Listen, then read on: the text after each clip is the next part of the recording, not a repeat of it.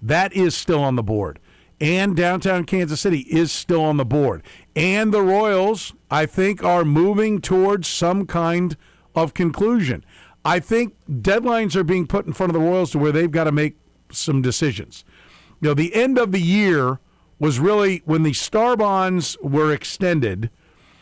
The actual extension, because I think how the language was written, is for 1 year, which would be all the way to summer. But the good faith approach was that this had to be done by the end of the year. That, and I think there was even kind of a vibe when it was extended that it might even be done in the fall, but it would definitely be done by the end of the year. And so I think that's looming. I think if you're going to get something done in North Kansas City, early January is where there's a deadline looming. KCMO, I'm not sure where it is. They're already in KCMO. That might have the longest timeline to get something done. But I'll say this. I don't think the Royals can get a good deal done if they wait through deadlines of a couple of the options that are there for them and have only one suitor. That is what was, to me, the impetus is when you thought, well, Kansas is all they've got. Well, how are you going to possibly get the best deal if you have no leverage? I think that's the beauty of what the Kansas City Chiefs have done to this point, is they have basically worked all the way, or soon to be done, worked all the way to the end on two proposals. Therefore, the best foot that Kansas could put forward, the best foot that Kansas City, Missouri could put forward, had to be put forward because they knew they were in competition. I think that's why it's important to note that North Kansas City remains on the board. Kansas City, Missouri remains on the board. And it needs to.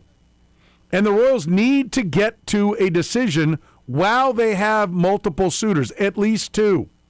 Right? We've talked about it. You see a trade happen in baseball or football.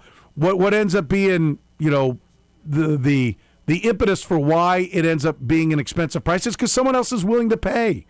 You get it? Why do free agents go for a lot of money? Because multiple teams will bid against each other to get the player. That's exactly what's been going on. We said it, going all the way back to the vote.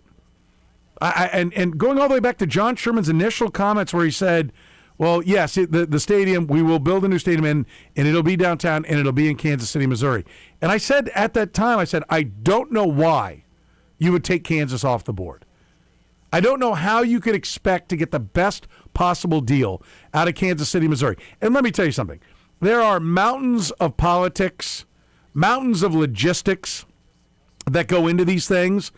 But if you've listened to the show, you know that the moment he said Kansas City, Missouri is where it's going to go, I said, I don't know why you do it. Even if that was your intention, even if it was your plan, even if in your heart of hearts, you said, I am going to put this team in Kansas City, Missouri. You should never say that publicly. Not if you're trying to do the best business deal. Right? You should keep it close to the vest. And I will tell you, there does seem to be levels of frustration with where are the Royals going. There seems to be levels of, where is the communication? Right? We to their credit, I don't know that anybody can put their finger on where they're going to go, but I also think that they've got a clock ticking, and if they want to get something done and they need voting in April on an April ballot, you need time to put a campaign together and advertise what it is you're trying to do and explain to people through that campaign and, maybe through more town halls or whatever it is, but getting out in the public and saying, this is the deal and this is why it's good and this is why it will help your community. I'll give you an idea.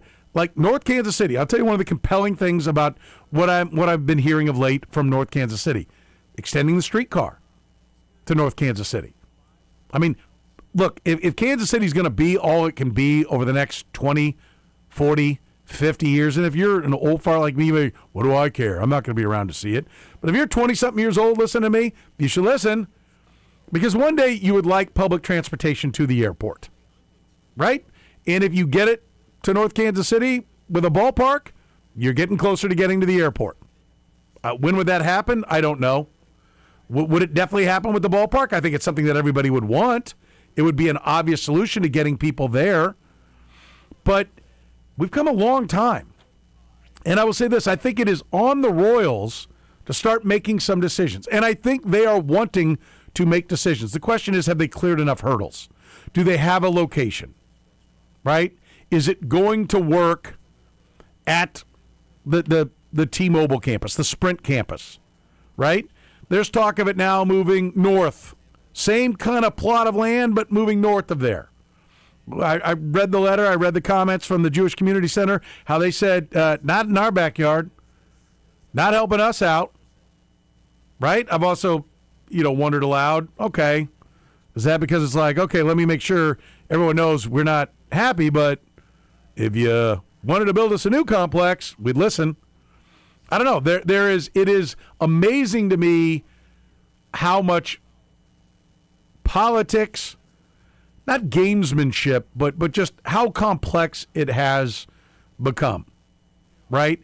And it's amazing to me, the more I look at it, how unprepared they were when they put that vote in front of Jackson County a couple of years ago.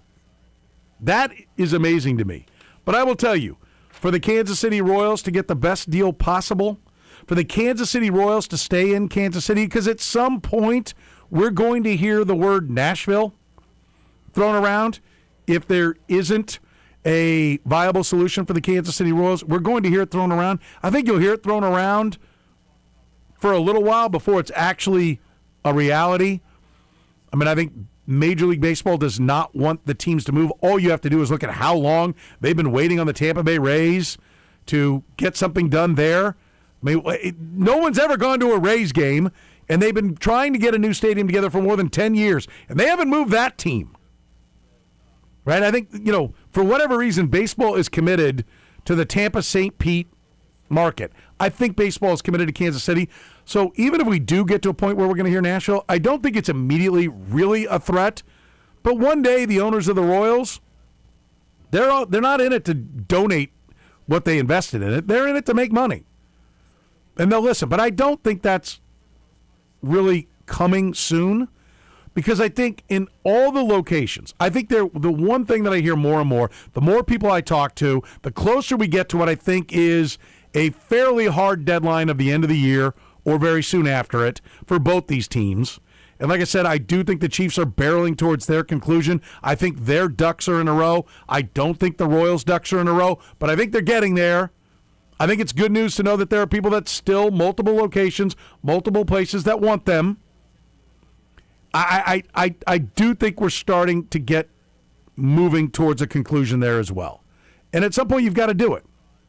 Right? So, look, North Kansas City, I think, really wants the Kansas City Royals.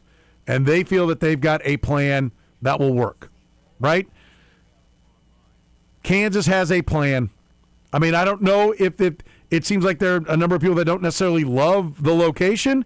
Now, maybe they're kind of moving it around and are going to find a spot in that general area, and they're going to unveil some plans that'll knock people off their feet. Right? Kansas City, Missouri says they're in the fight. I can tell you that everybody feels that Governor Kehoe in Jeff City is adamant about doing everything he can to try to keep these teams. I can tell you that. On all sides of the state line, they feel like Kehoe is doing everything he can to try to keep the Royals and the Chiefs in Missouri. I don't think it's going to happen. I mean, somehow to me, what has always been the best conclusion for this whole metro area is for one team to get to Missouri and one team to stay in Missouri, and one team to get to Kansas. That seems like a pretty good plan. But Kansas thinks they can do better. I mean, to me, it's a lot to see Jackson County flip that bill all the time for both teams. Kansas wants them. They want them both. They think they can handle both. I think everybody, it's all great when you first get together.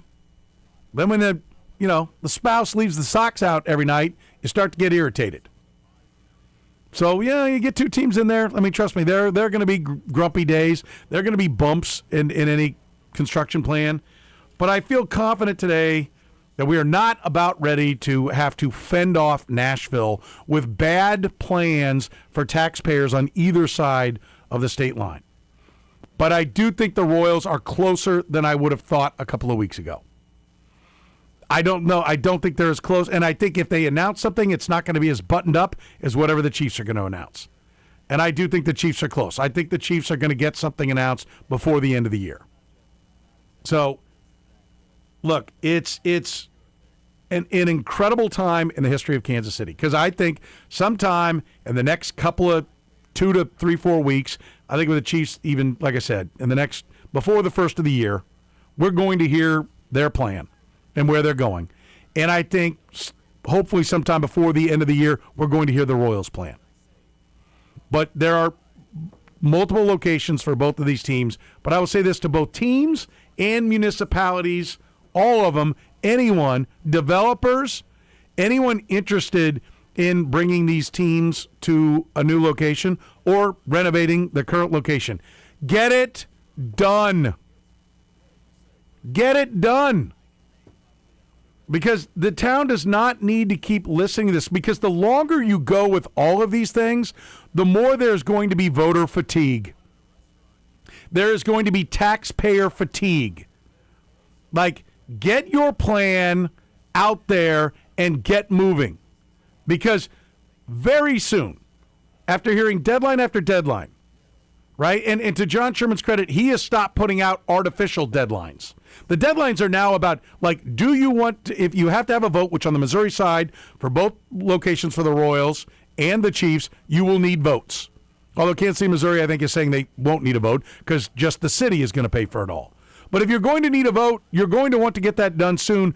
I'm assuming that's in the April election, and you're going to need 2-3 months to try to campaign for whatever it is you need to do. So you need to get going. And you know what people don't want to do? They don't want to keep hearing about all these different options and all these different plans to then watch a campaign about it.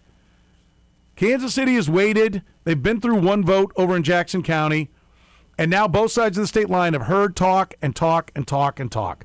The one thing that needs to happen, politicians, developers, teams, it's time. It's time to figure out where you're going, what you're doing, and get it out in front of the people. Explain why it's the best thing for the metro area. Let them make their decision and get things moving forward. I think that's coming. I still think the Chiefs are going to be before the end of the year. Definitely. I think the Royals have a chance to be before the end of the year, which I wouldn't have told you that a couple of weeks ago. But I think they have a chance to be before the end of the year or soon after it, because things are going to start to expire on the Royals. And I don't think they want to be sitting out there where they've got one option, because there's no way they're going to get the best deal. We'll take a break. We'll come back. We'll talk some baseball, real baseball. David Lesky from Inside the Crown joins us next here in the program. The program with Soren Petro. But yeah, embrace it. What else you going to do, man? Weekdays from 2 to 6 on Sports Radio 810 WHB.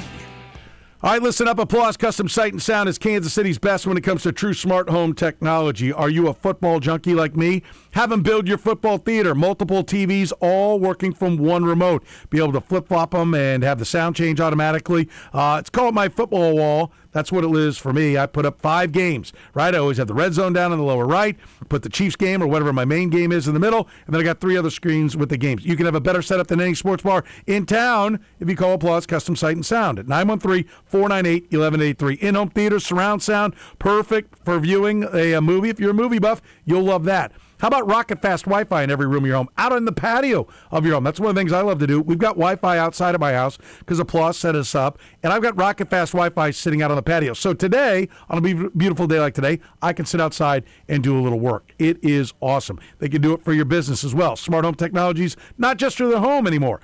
They do more and more work making smart offices, whether that's a conference room where you can conference in everybody from any platform, any medium, anywhere in the world, or just making sure everybody is linked together. Security surveillance, Applause does that as well. That's the last thing we added at my house. Look, Applause Custom Sight and Sound has been in business for more than 20 years. They've been in my home for 20 years, right? And I can't tell you, as good as they are technology-wise, they're even better craftsmanship. That's why whether you're building new, renovating, or your home or office is already constructed, it doesn't matter. They can put everything in without tearing your home or office apart. And I'm going to tell you the customer service is second to none as well. So what are you waiting for? Get that smart home. Get that smart office today. Call 913-498-1183. Find them on the web at applausetheater.com. Men, it's the holiday season and it's packed with family events and long days. But if your energy is drained, you're not sleeping well, and your sex drive has disappeared, it can be hard to feel festive. These could be the signs of low testosterone. If that sounds familiar, this is your season to take action at Heartland Men's Health. Low T can create a long list of problems. Your workouts are flat, you put on weight, your sleep suffers, your focus fades, and you just don't feel like the same man you were in your 20s and 30s. Many guys blame it on getting older and never realize there are real medical treatments that can bring back your drive and confidence. Heartland Men's Health specializes in treating low T, and men across Kansas City have seen life-changing results. In only a few weeks, energy returns, sleep improves, focus sharpens, and your sex drive comes back strong. If you think you might be low T, take the 2-minute quiz at heartlandmenshealth.com and schedule your $99 consult that includes full labs and a full medical review. If you choose to start testosterone treatment the same day as your appointment, that visit is free.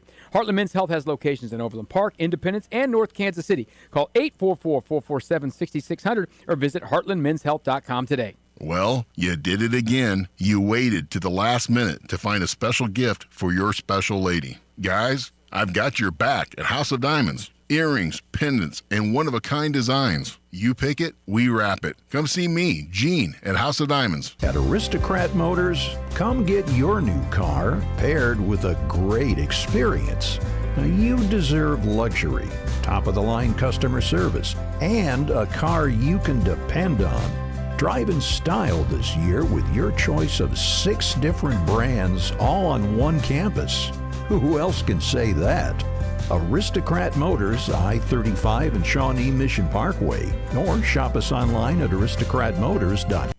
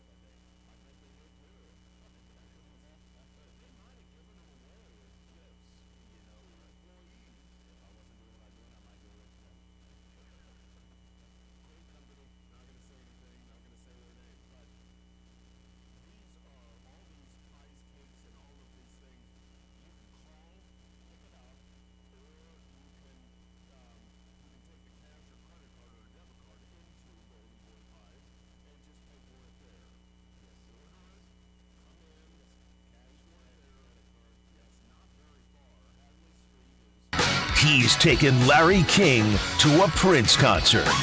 He's eaten Dairy Queen while watching a Duke game. Certainly Duke is Duke. He's seen The Princess Bride with his friend Earl. Inconceivable! Yeah, it's safe to say he's obsessed with the Royals. From inside the crown, it's David Lesky on the program. All right, we talked some stadium talk. Let's talk some actual, real baseball talk. David Lesky brought to you by our friends at Hen House. You know, if you want more time with family, more time with friends, more time with football, I might say, as there's all kinds of football on around the Christmas day now, let Hen House make that holiday meal for you. They can do it all. The protein, the sides, the desserts, whether it's just a couple of you or it's the whole family. Go to henhouse.com right now and check it out. You can spend more time enjoying the moments that matter. Celebrate the season this season with Hen House Market, your trusted local grocer since 1923 and now 100% teammate owned. Go to henhouse.com to put your order in for your holiday meal. And, of course, don't forget about those party trays as well. They'll be at my house tomorrow, thanks to our friends at Hen House. Again, you can order that at henhouse.com. Let's talk to David Lesky. He joins us here in the program right now. David, how are you, buddy? I'm good. How you doing? I'm doing well, and I am excited that we have real baseball to discuss, real baseball moves to discuss. Something happened. Yeah, and all at once, right? Like, let's start with the Maikel Garcia extension. They had their press conference today for that. Tell me, do you like the deal overall for what they got done with Maikel Garcia? Yeah, I do. I wrote about it earlier this offseason, and I ended up at 6 years and $77 million, which they did not do 6 years guaranteed. But it can max out. What is it, $85 million, right? Yep. At 6 years. So clearly, I feel pretty okay about that. Well, I think you nailed it. I think your numbers are probably where if it was like hard and fast, it has to be a 6-year deal. Your numbers are kind of right there because they're a little below that on a 5-year deal, and if they pick up the option, they're above that. So it's on the player to perform, and he can top the numbers that you had and get that 6th year, which is a pretty good number. Yeah, I'm just assuming they read the article, and then they just said, hey, this is all taken care of, just sign the contract. It just took a little time because he was traveling or something. But, yeah, I think it makes sense. I don't think Garcia left a lot of money on the table. I don't think the Royals are saving a lot of money. I think it's pretty fair for both sides. Yeah. Which I'm fine with because it gives Garcia security. It gives the Royals cost certainty. And the nice thing about Garcia is he has a floor. And he's going to play good defense. He's going to run the bases well. I know he struggled in April stealing bases. He got picked off a lot this year, but in general, he's a good base runner. We've seen it. The metrics bear that out. All that. So even if the bat regresses, which I think there's a lot to look at from the bat perspective and say this is for real. I mean, maybe the slug comes down a little bit. Maybe I don't know, but even if he does regress some, he still provides you so much value that $11 million a year, like it's a drop in the bucket. I mean, I feel like it's interesting that there've been like 3 2-year, $22 million contracts come out for relievers. Look, they're good relievers. Brad Keller had a great year. Weird to say, but he did. Luke Weaver it didn't have a great year, but he's been really good for the last couple of seasons. They're getting Maikel Garcia for that average annual value, and he does so much more than a reliever. So it's hard to be upset with this deal. Yeah, that makes sense to me. And you mentioned his value, defense and the base paths. That's athleticism. That's quick twitch, right? Like center fielders don't age well. Like the best defensive center fielders, like, oh, that guy's a great center fielder. And all of a sudden you look and the guy's 28, 29, and his defensive numbers are way down. And he's a left fielder. Yeah. Yeah. Or he's playing bad center field, right? We heard that one of the big knocks on Bichette was that he can't play short anymore. Like, he's got to move to second. Everybody is viewing him as a second baseman. Like, how long can you trust Maikel Garcia's value to be high in playing third base at as high a level as he's playing right now? It's a fair question, but I think third base, requires more of that first step rather than the athleticism. I mean, the athleticism is what makes him elite at third base. But even if that goes away, I would be surprised if the defense falters too much over the course of this deal. I don't think I'd want him at 33, 34, but this takes him, 26 through 31 at most. I wouldn't worry too much about that. And you look at some of the guys, and yes, this is an outlier, but Jose Ramirez, similar type player, he hasn't declined, and he's an all-time great. So let's remember that first. But there, guys like him, the athletic guys who play third base, I feel like, and I guess I don't really know this.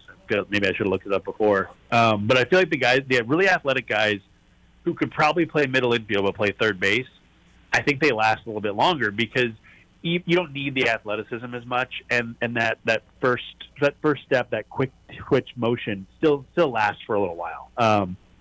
So yeah, I mean, I think that if you're talking about Garcia's next contract, I'm not sure I'd really want the Royals to be involved in that, but for this one, I don't think there's a huge concern. How much, you mentioned the power regressing, how likely is it that this is just him kind of getting his, man strength, right? He's not a kid anymore, and filling out. How likely is it that you think he can at least still be a double-digit home run guy? And how much do you think there's a chance to grow and maybe be a low 20s home run guy?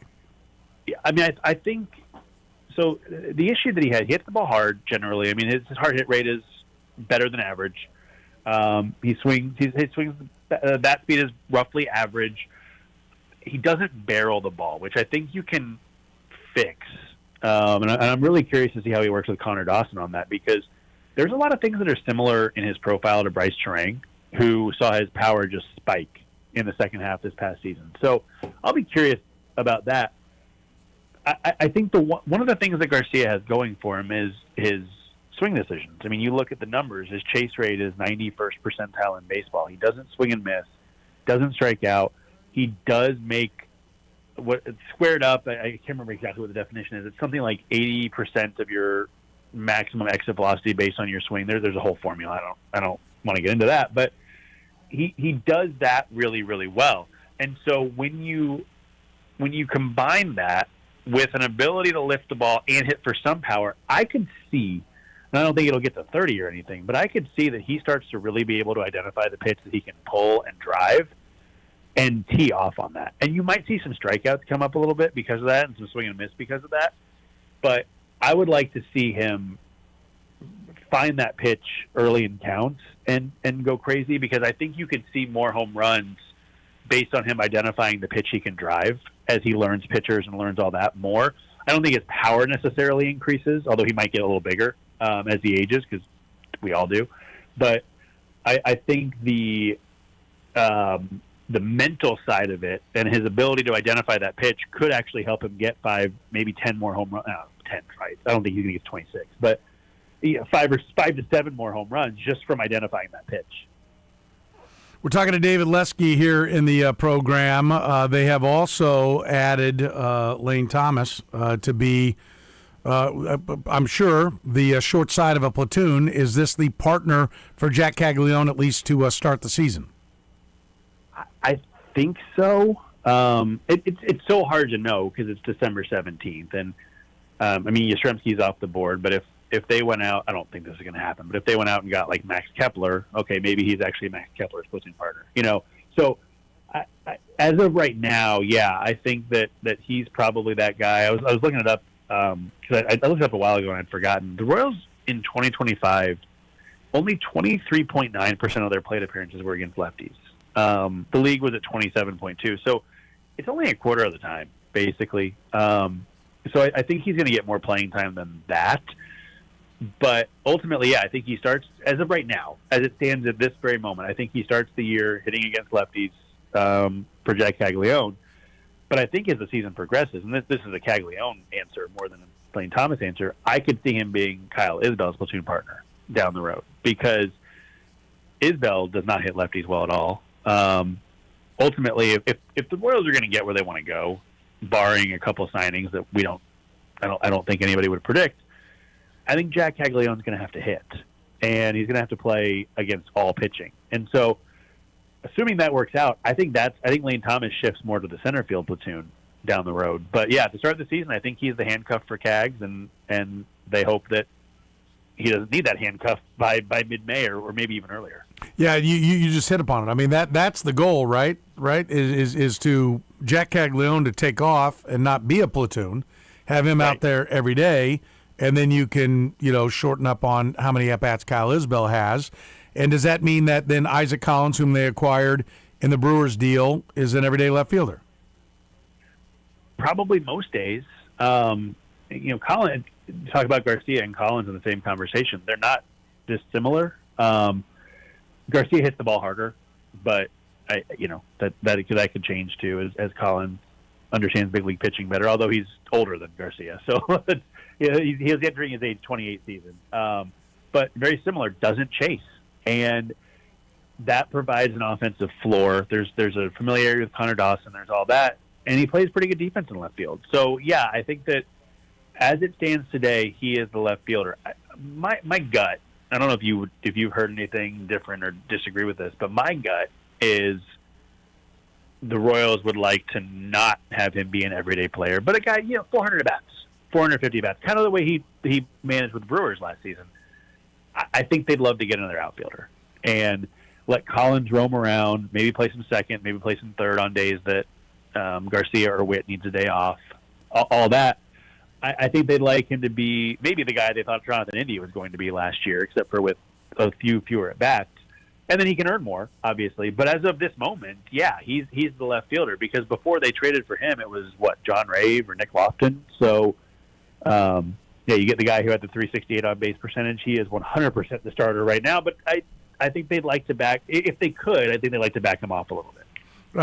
That's interesting. So, is there a big move that's looming that you think would be the ideal fit for the baseball team, as far as, still in with Boston and in trying to get Duran? Is there we've heard some rumblings about Washington, and C.J. Abrams and Mackenzie Gore are available out there. What big move do you think could still be made, and how would it fit into what they've already done?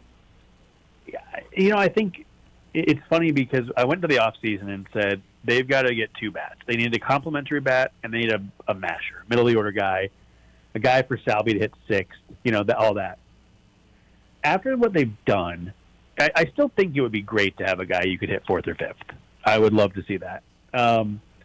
Because Collins feels like the complimentary bat. I think that they were in on Yastrzemski. Didn't happen. I don't know that they. I would be curious to know, would they have still made that trade for Isaac Collins if they had signed Mike Yastrzemski? I don't know that answer. I'm interested, though. I'd be interested to know that. But I think that they can go a couple of different ways, because yes, they could still use that big bat in the middle, but a guy like Jarren Duran still does make sense, and it lengthens the lineup considerably. The issue is it fits a little bit wonkier now because of Collins, and because I don't think you made that trade. I'm not sure they want him to get 650 plate appearances. They wouldn't mind if he earns it, but I don't think that's the plan, or that's not the hope for him. But if you get Duran, you want more plate appearances than he probably would get, if that makes sense. And so I wonder a little bit if the shift is now to second base, which you brought up C.J. Abrams. We've seen the rumors, the 3-team deal. Somebody mentioned on Inside the Crown, like a 4-team deal for Ketel Marte. I don't think it'll happen. I'll be honest, though. Ketel Marte is the perfect answer for this team with what they've done, because you get another switch hitter, you put him at second base, you put him in the middle of the lineup, you're good to go. It's just going to cost a bleep load. How viable is that? I mean, they gave $8 million to Jonathan India. How do you make that I think they'd have to move jive? India. I think they would have to trade India, which I don't know how possible that is, but second baseman, there aren't many of them. And I think there's a team out there that doesn't have payroll limitations that says, yeah, we'll see if he can get back to a 350 on base guy. I said this at the beginning of the offseason. I think the Dodgers make a ton of sense for Jonathan India. You put him 8th or 9th in the lineup. You hope that he can get on base at a 350 clip. If he doesn't, $8 million is like a quarter out of our pockets to them. I don't know if it'll happen, but you're right. That provides a problem too. I sort of get why they made that move with India, just have the insurance, but it's an $8 million insurance plan. That's a lot of money for an insurance plan. And so I do think that they're still looking for another bat. It's hard to find the fit, and it makes Matt Quatrero's job, I was going to say harder. Maybe harder is not the right word. It gives him more of a challenge in his job. But again, you look at what the Brewers did last year, and I bring them up just because that's where Collins came from, but they rotate guys around. They do, and it works. And it hasn't worked come playoff time, but it gets them there. So yeah, I think Duran is still on the table. My gut is they're going to go out and get somebody who isn't that caliber. I don't know who it would be, but I mean, the rumor was, I saw something today that they did offer Adolis Garcia a deal after they signed out Isaac Collins. So how real was that offer? I don't know, but it tells me that they are still looking. And my gut is it does end up in the outfield, but to me, second base still makes more sense, and you don't worry about the fact that you gave Jonathan India money. You call that the cost of doing business. If they open today, right, they have all their starting pitchers back. So who are the odd men out of all the starting pitching that they have? It's unfortunately for them, it's an options game, and I think you're looking at Ryan Berger and Stephen Kolek in AAA, because Cole Reagans is in there, Seth Lugo's in there, assuming health, obviously, for all of them. Michael Walker's in there, and Noah Cameron's in there, and then it's Chris Bubich. He's the one question that I have, and I think we talked about this right after the end of season press conference. Does that sound right? We talked. I think this is what we talked about. That JJ mentioned. Well, it's Reagans, Walker, and Lugo, and didn't mention Cameron, didn't mention Bubich, didn't mention Kolek, didn't mention Berger, didn't mention Bailey Falter, and I had heard in September, and I know we talked about this. It could have been on the podcast, or maybe it was here, that there was consideration about, well, maybe Bubich just needs to be a reliever. And I don't know where that is. I don't know where the thought process is on that. But you trade on Helserpa, who, for his fault, was using leverage. And you start to think, okay, well, maybe they're not getting the trade offers they want for Bubich, so they're going to turn him back into that dominant back-end reliever. The arbitration number is not so high that you're paying a out the nose for a setup guy. Maybe that's the way they do it, and they get one of Berger or Kolek back in the rotation. But in my gut right now, that's not the case, and he's the fifth starter. But there are those options. But again, you go back to these deals, they've gotten this done. They've raised the floor of this team without trading their big trade chips. Right. So it does allow them that opportunity. I don't know who it'll be. I still think Bubich is the likeliest to go, but there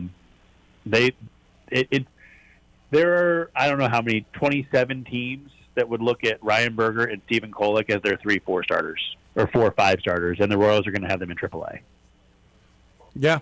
No, I think, maybe, some deal doesn't happen until you get to spring training.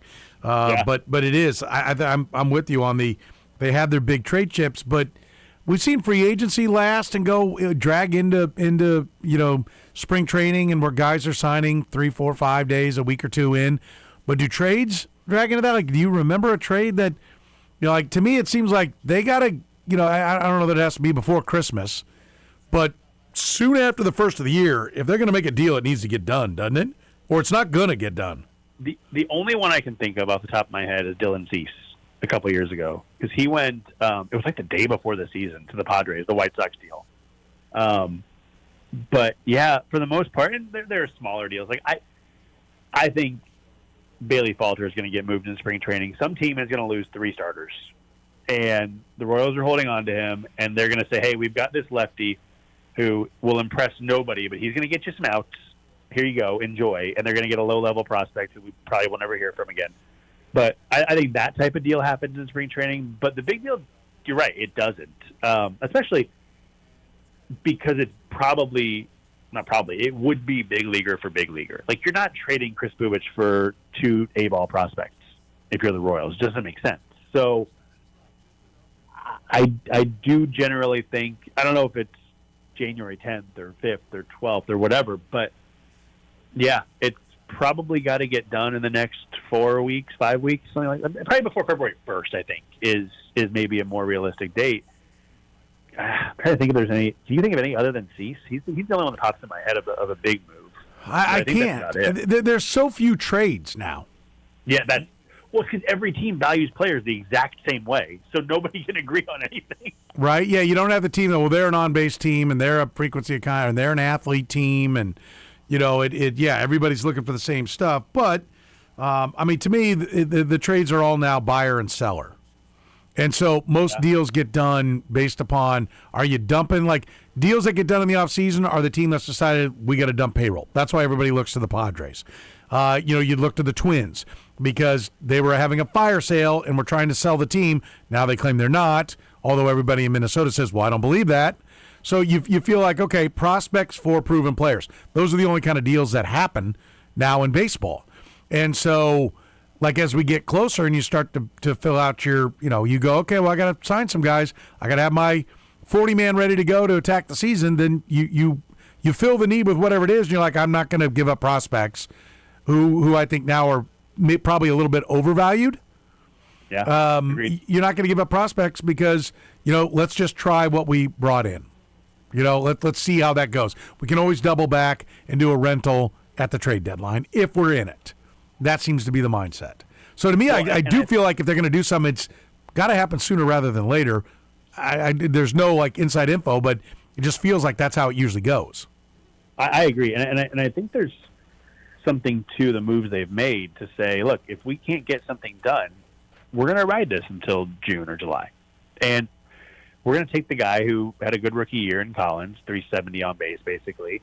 We're going to take the guy who has 50 home run power in Caglione. We're going to take the catcher in Carter Jensen, who had the great September, and we're going to see how it works. And if it doesn't work, we'll go out and get somebody. And I think that ended up being their plan in 25 also, which they were just so bad that it sunk them. And it actually didn't sink them. It almost sunk them. And I think the assumption is, okay, well, the floor is higher. They're not going to be as bad, which Buddy Bell would have a word with that, obviously. But I think that could be the argument, too. The one thing that I will say about this, about needing to get done sooner than later, is with the longer that big free agents linger and the more money that could be spent in January and February, I think it does make a later trade more possible, because you could have a team, and it depends on where they go. The Kyle Tucker, Bo Bichette, these guys, it depends on where they go, but there might be a need to shed some payroll later in the offseason than usual when you've got this many guys who are going to cost this much money.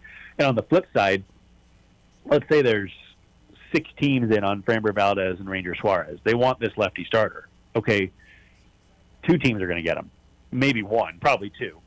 That means 4 teams don't get the lefty starter they want. And so all of a sudden, Chris Bubich is more attractive again. So I think there are some caveats that the longer free agency goes, the more the trade market can kind of spiral around it.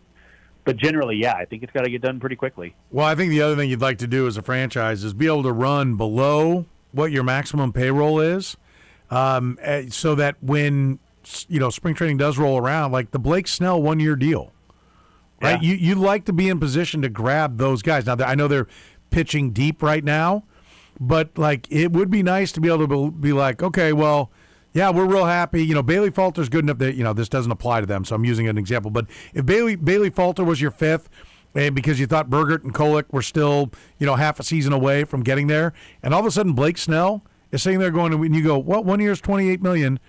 It's a little more than we wanted to go. Takes us higher, but it's only a 1-year deal. We can recoup it next year, and if it doesn't work, we'll trade him. You'd like to be able to go do that because those guys are sitting out there, and I think the Royals are now a viable landing spot for whoever it might be, because you have a pretty good chance of playing meaningful baseball all year and maybe even playing in the postseason and increasing your value to hit the free agent market the next year.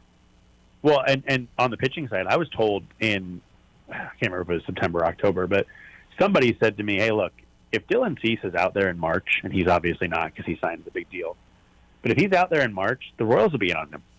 They will absolutely call and say, yeah, we'll raise the floor of that, or raise the ceiling of that starting rotation. Sure. So whoever it might be, yeah, I'm with you. I agree with that completely. And you're right. You want to be below. You also don't hate being a few million below to be able to make trades without having to get owner's approval at the deadline, because those guys, they're not free.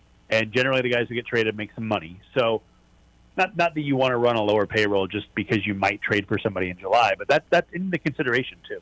Yeah, no, I think it's a great point. I think it's a really good point. All right, we're talking to David Lesky here in the program. Time for our Final Four. We'll start you with this. Christmas tree, real or fake? Fake. I don't want that in my house. Don't want all the sap and all that? Nope. I'm with you. We're fake tree in my house, and I'm all good with it. Are you a fan of the eggnog? Yes, I love eggnog, and I get dirty looks from my wife and others because I think it's delicious. As I get older, I feel worse and worse every time I drink it, but it doesn't stop me. I had never really messed with eggnog until my brother-in-law brought it over to the house a few years ago and brought it over with a little something to pour in it.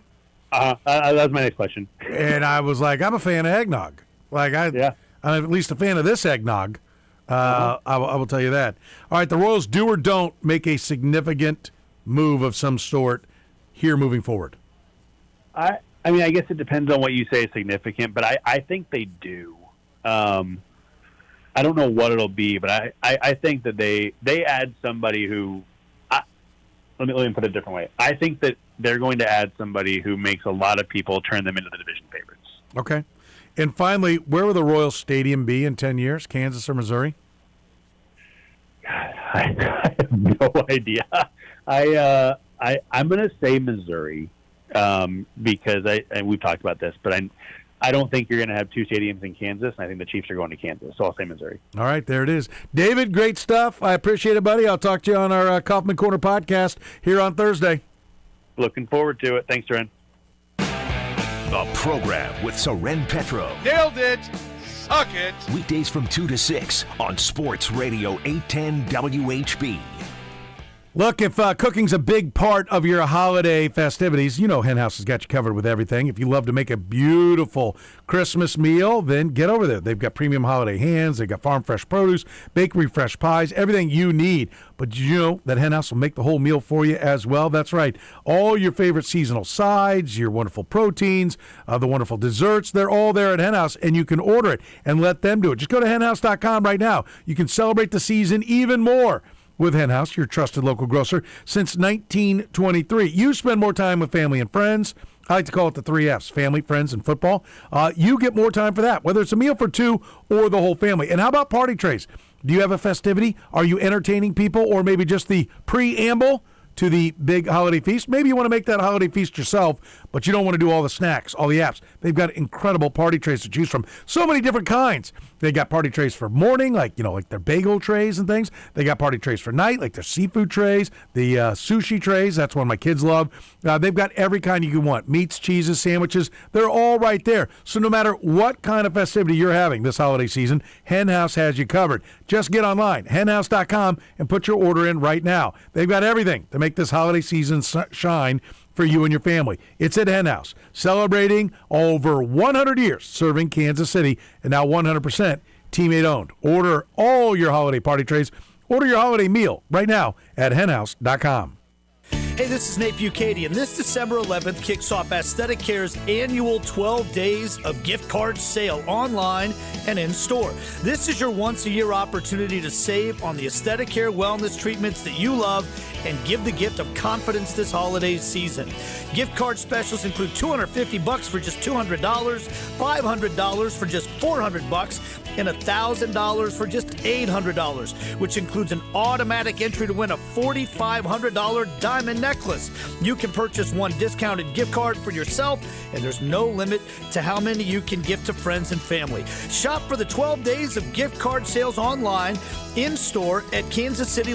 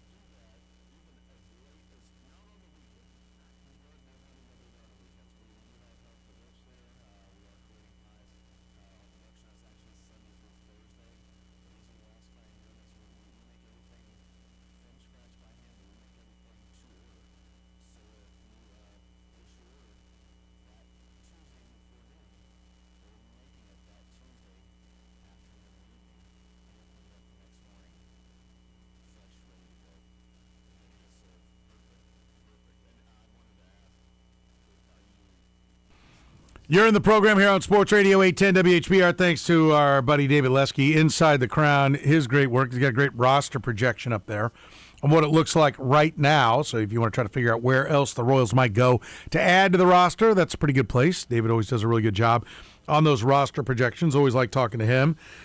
Are you satisfied if this is all they've done, Kyle? If this is the extent of their offseason maneuvering, are you satisfied? To a certain extent, yes, because as Lesky said, they have raised the floor without giving away any of their big pieces. But selfishly, yeah, I think the Royals will swing more, and the fact that they were in on somebody like Adolis Garcia means they're still swinging. Yeah, no, I agree, and they want to add, they want to really correct what was the problem in the outfield, and so I kind of agree with David. I think there's something else coming. I don't know that it's going to be big, right? But I do think if they get something else done, in the $5 to $10 million range, and I kind of like this idea, then I think Bubic may go for prospects, which I'm fine, deep in the system. Get some more talent in there. If you've figured out the hitting part in free agency, then you can help keep stocking the farm system by moving Chris Bubic elsewhere. So maybe you don't get Fernando Tatis, maybe you don't get the stud outfielder, but I think it's important that if you are able to add a piece, be open to making your club, the organization, better. If you make the organization better with every trade, eventually the big league club has no choice but to be better overall. Let's talk some Chiefs football. Pete Sweeney's next.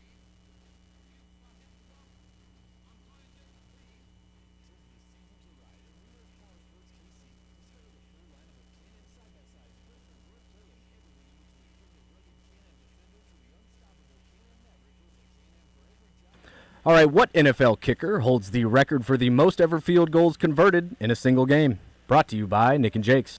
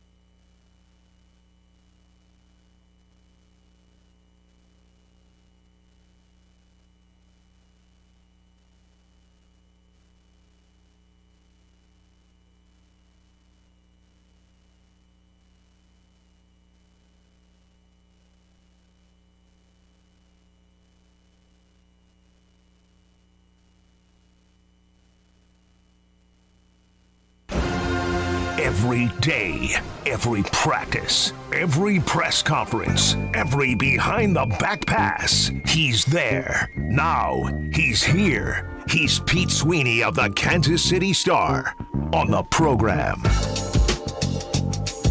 Time to talk some Chiefs football with Pete Sweeney, beat writer for the Kansas City Star. Pete's appearance brought to you by our friends at Family Leisure. There is no better place to go this holiday season. If you're looking for a gift for the whole family, go where family and fun come together. It's at Family Leisure. Mention 810, save even more. Whether it's patio furniture, hot tubs, spas, pools, poker tables, pool tables, theater seating, massage chairs, you name it. They've got so much. Fire pits, trampolines, gorilla basketball goals, shuffleboard, arcade games. Yeah, everything. Everything, literally. It's literally everything. And it's a wonderful, wonderful place. Locally owned and operated for more than a quarter century. Dennis and his great staff are absolutely outstanding. Make sure you tell them 810 sent you. Tell them you heard about it here on the program. You can get an extra discount right now at Family Leisure. K10 in Ridgeview, online at familyleisure.com. Pete, how are you, sir? I am doing well. How about you? Doing very good. What'd you make of the press conferences today? I think it was very Patrick Mahomes focused, as to be expected. I can't remember the last time they made Rick Burkholder available. Has to be a few years now, but it's such Do you ever remember him taking questions? A long time ago. Because I remember the times when he would make a statement and literally run out the door. I think the last time he spoke was when there was that emergency issue with B.J. Thompson, but he didn't take questions at that point. And then, if memory serves me correct, he has not taken questions since the COVID days. Okay. And they were on Zoom. And so, what is that? That's like 6 years.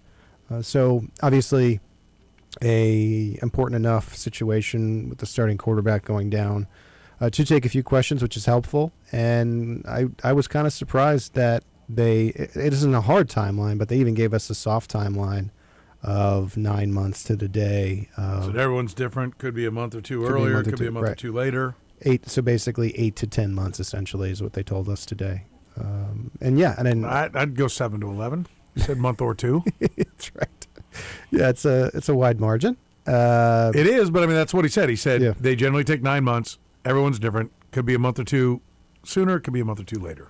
I think the thing we do know, and I don't know if Andy Reid or Rick needed to tell us this, is that Mahomes is just going to do whatever they say and give himself the best chance to get back as soon as possible.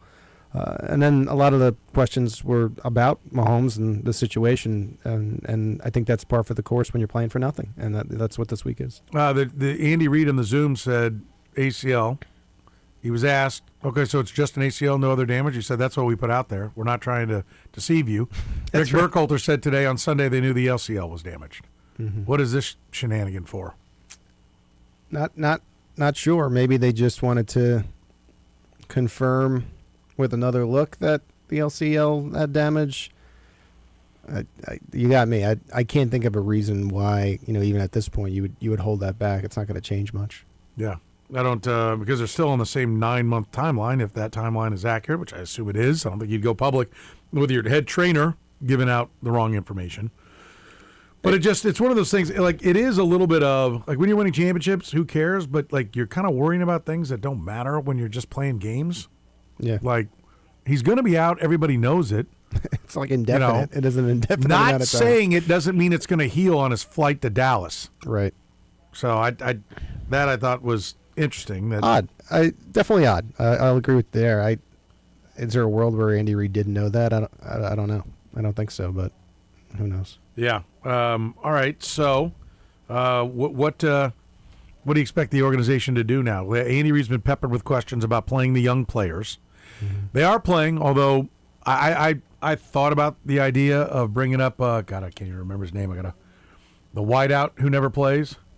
4th rounder, Jalen Royals. Jalen Royals, thank you. Because he said to me on Monday when I asked him, like, hey, all the young guys are playing. All but Royals are playing. But you can play them more. Absolutely, yeah. Right? Like, you can play Jaden Hicks over Mike Edwards at all times. You can play Noel Williams more. You can get more experience for the young players. So I think whether that's his competitive nature and not wanting to tip off his hand, that's what he's going to do, and doesn't want the Titans and any of his other opponents to be like, okay, we don't have to worry about this guy. Right. But do you think we will see more of the young players? I hope so. I would think that for me that's the logical thing to do, and I would even go like a step further, like just glancing at the injury report. Right, you have Jawan Taylor dealing with something. His is more serious, so that's a bad example. But let's say McDuffie, Cook, and Gray are on there for several different reasons. Rashee Rice with the hamstring. Right. Normally, if the Chiefs were playing for something, you'd want these guys to push through. If anyone is receiving treatment that's a veteran that is going to be expected to contribute next year, there is no reason to have them suit up, and gives you more looks at the younger players and gives you real live bullets to see what they're about, how they can be part of the solution. Maybe they're not part of the solution, and you could find that out. I just think if you go away from that, you're giving up just a grand opportunity to get a lot of information for 2026. So I would be starting the young guys. And by the way, you can do all you can with the younger guys to try to win the game, and it might be a more even game. And that's the tough elephant in the room. I mean, the Chiefs would be better off going 0-3 here now. That and playing inexperienced players while trying to win could lead you to that result. Do you think what is the value in winning these games coming down the stretch? Because there is value. I want to be clear. I'm not saying that there's none. I'm just curious what your thoughts are. And maybe it's not what is the value. I think you want a winning culture. You want to compete. I don't think you can just be like, we don't care anymore. Right. But now it's the start of a new year, so now we really care. So I do understand. Whoever you send out there, you do everything you can Absolutely. to win. Yeah. But, is there value, like you just mentioned, anybody getting treatment, don't play them. And that's how you make it happen. Mm-hmm. If you're going to quote unquote tank, right? I've always said tanking does not happen at the coach/manager level. It happens at the general manager/owner level. Right. It happens in we don't equip you with the resources to get it done. This is a little more, like you said, I do like your theory. Anybody who's hurt, let's keep them hurt. Right? Just don't push through anything. You sit on the side. But is there value in your mind in going out? Is 9-8? Is it at least for until you can't have a winning record? Does keeping the streak of a winning record every year since 2013, does that carry weight? I think it does. I mean, you often see that reference with Mike Tomlin, and I think it makes sense, especially for your younger draft picks, to experience a situation where you've been written off completely and nobody cares about you, and you go and you finish with a respectable record. And so, yeah, I feel both ways. I mean, I think it does promote winning culture, and I think there's going to be a lot of different faces, and a lot of the younger guys will still be here next year, and I think there are benefits to that. I think about Travis Kelce too, where if this is the last dance, and it seems like the indications are that, I don't think he wants to just lose the final, what would be 5 games in a row to end his career, and so I think you play it from that angle too. But like I said, like with Rashee Rice, he's not practicing today. He's got a hamstring. As long as there's no way that these guys have a significant injury, or there's no reason to risk that at this point. So I think both in a way can be true, but I can understand people that want to see them win. Yeah, I do get it. Like I'll say this: the worst case scenario for me is 8-9. Yeah, like I do not, and I think that's the probable outcome. Yeah, 2 ugly wins against teams that you don't really want to be playing, and a spirited effort in a loss to the Denver Broncos. Right? Like, I think they will want to bring it to the Denver Broncos and say, okay, on your way out, they can look at it and say, well, we knocked them out of the 1 seed. Like, I think they will want to put a loss on the Broncos. I don't think they will care at all. Like, they're going to go out and have pride and, all that kind of stuff. But the idea that you're going to push through anything, or like against the Titans or Raiders, I think they'll probably win because both those teams are really bad. Yeah, they're bad. But the Broncos, I think they're going to bring it in an effort, and I think they're going to come up short because they're not good enough. They're definitely not good enough, I don't think. Unless the Broncos shoot themselves in the foot with Gardner Minshew, they're not good enough. And so that's my worst-case scenario, 8-9. 2 wins to knock you down the draft board and still not keep that win streak alive. Yeah. I mean, I don't know what I would tell Andy Reid to do about it, but that is just the worst outcome, I think, for their long-term plans. Yeah. Even being in here right now talking about this, it feels like an out-of-body experience because we're just so unused to this result this early, where you have multiple games where you're going to be dealing with this. But I think if I had to bet, and you were just picking on the money line, as they say, I would tend to agree with you. I mean, even this Chiefs team with Gardner Minshew is going to be in the game, I think, against this lowly Titans team. The Raiders, I mean, they're playing some of the worst football I've ever seen. Oh, yeah. So oddly, like, if you are one of these Chiefs fans that, is sort of biting the bullet and wants to see them lose, which I do understand, I think you're probably rooting for a split with those low teams.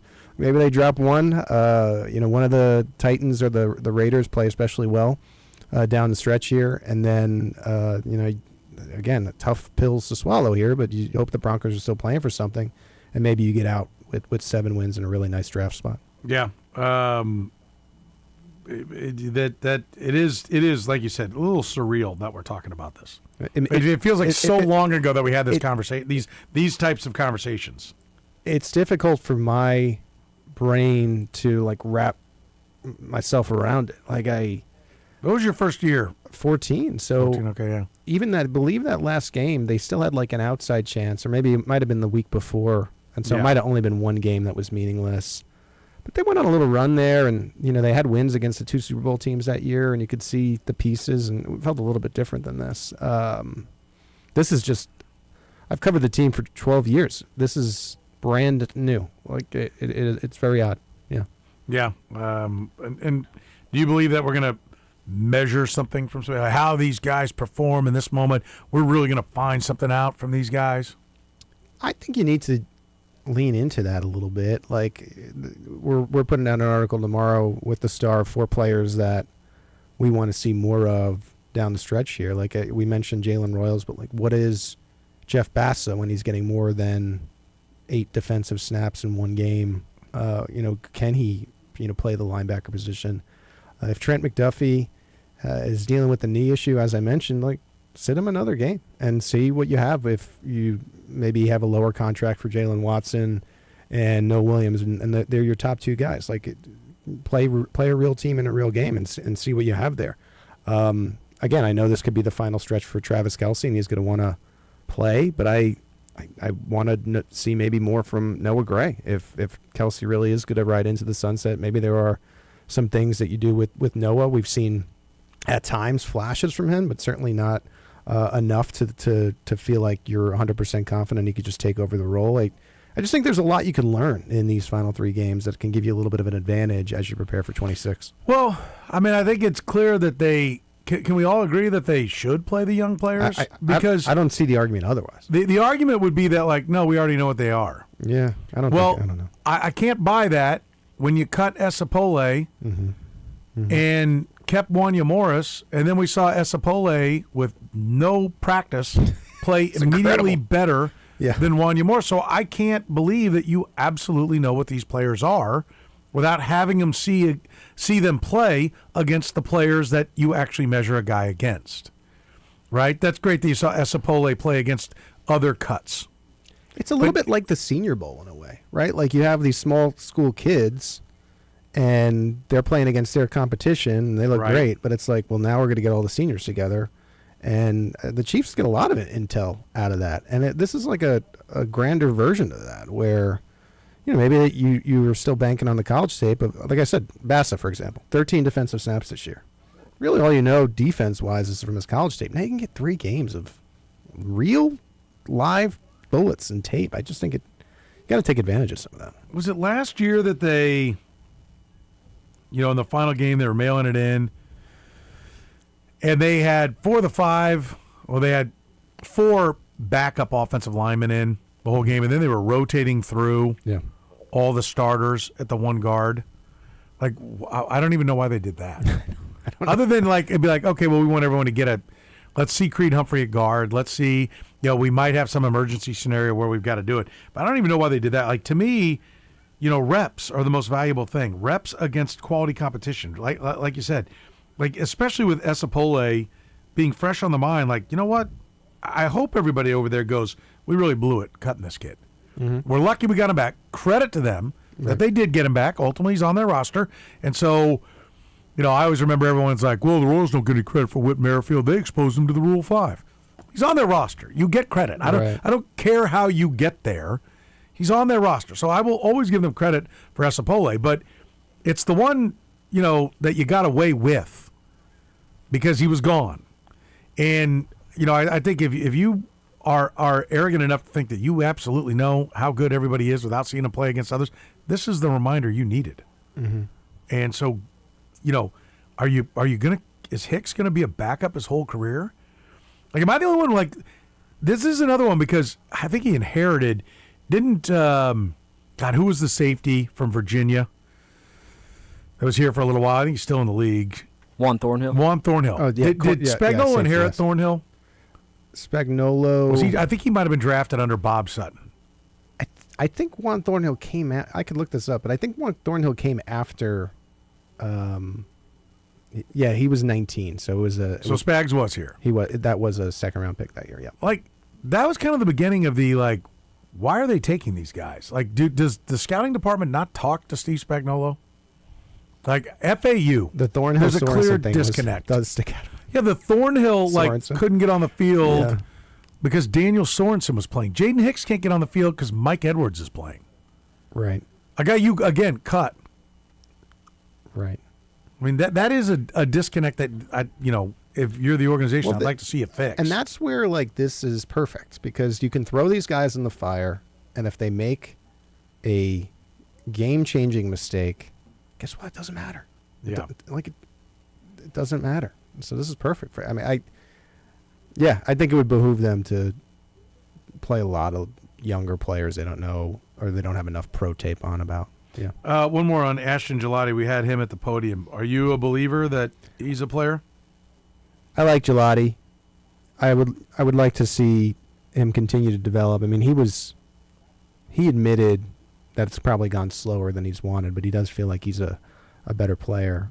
You see a lot of these edge players take significant steps, as they go. So I think the jury's still out on him. I do want to see more, but I like the prospect for his future. We're talking to Pete Sweeney here on the program. We'll take a break. When we come back, we'll get into a little bit more of what we expect about, I don't know, maybe we'll call it Patrick Mahomes 2.0. Pete Sweeney's appearance here with us, brought to you by our friends at Family Leisure. They're at K10 in Ridgeview. You can find them online at familyleisure.com. Tell them Petro sent you. Tell them you heard about it right here on A10. You can save even more. Great spot here in Kansas City. Locally owned and operated for more than a quarter century. If you want to bring family and fun together this holiday season, get to Family Leisure, K10 in Ridgeview. The program with Soren Petro. I don't like any of that stuff. Most people like it. I don't like it. Weekdays from 2 to 6 on Sports Radio 810 WHB. Hey, everybody, it's Todd Lebo here, and we are live in Missouri with FanDuel Sportsbook, and it's been a lot of fun. Had a couple of weeks out there at Chiefs games. Maybe the games weren't so great, but the gambling was fun during the games. Makes it a lot more interesting. Go to FanDuel.com/Missouri right now. Get the app downloaded and join the fun. It's a great time. They've got wonderful specials for existing customers like myself, and they've also got a great deal for new customers. Your first $5 bet will get you $300 in bonus bets back, win or lose. Whether you want to bet on football, basketball, hockey, everything. They got it globally, all over the world.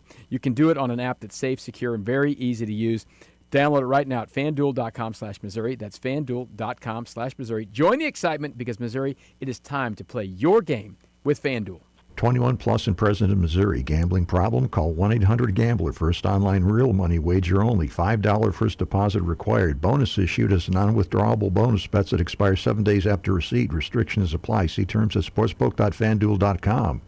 Men, the holidays are here and they are full of family time, long days, and plenty of stress. But if you are dragging through the season, not sleeping well, and your sex drive has vanished, those can be real signs of low testosterone. Heartland Men's Health is the place to get answers.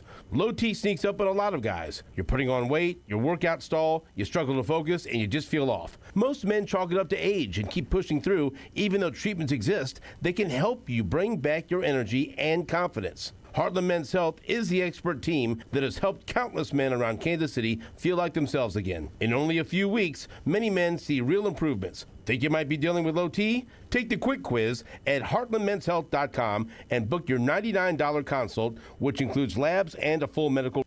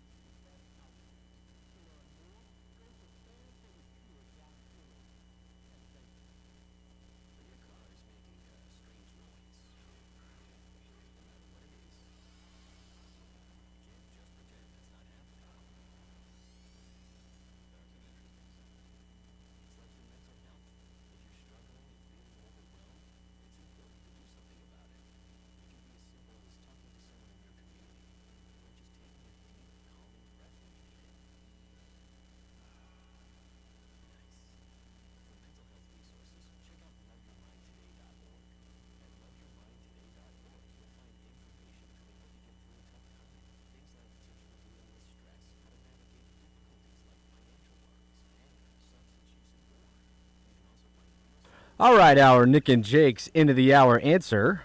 What NFL kicker holds the record for the most ever field goals converted in a single game? What is it, like 8? The record is 8. That's right.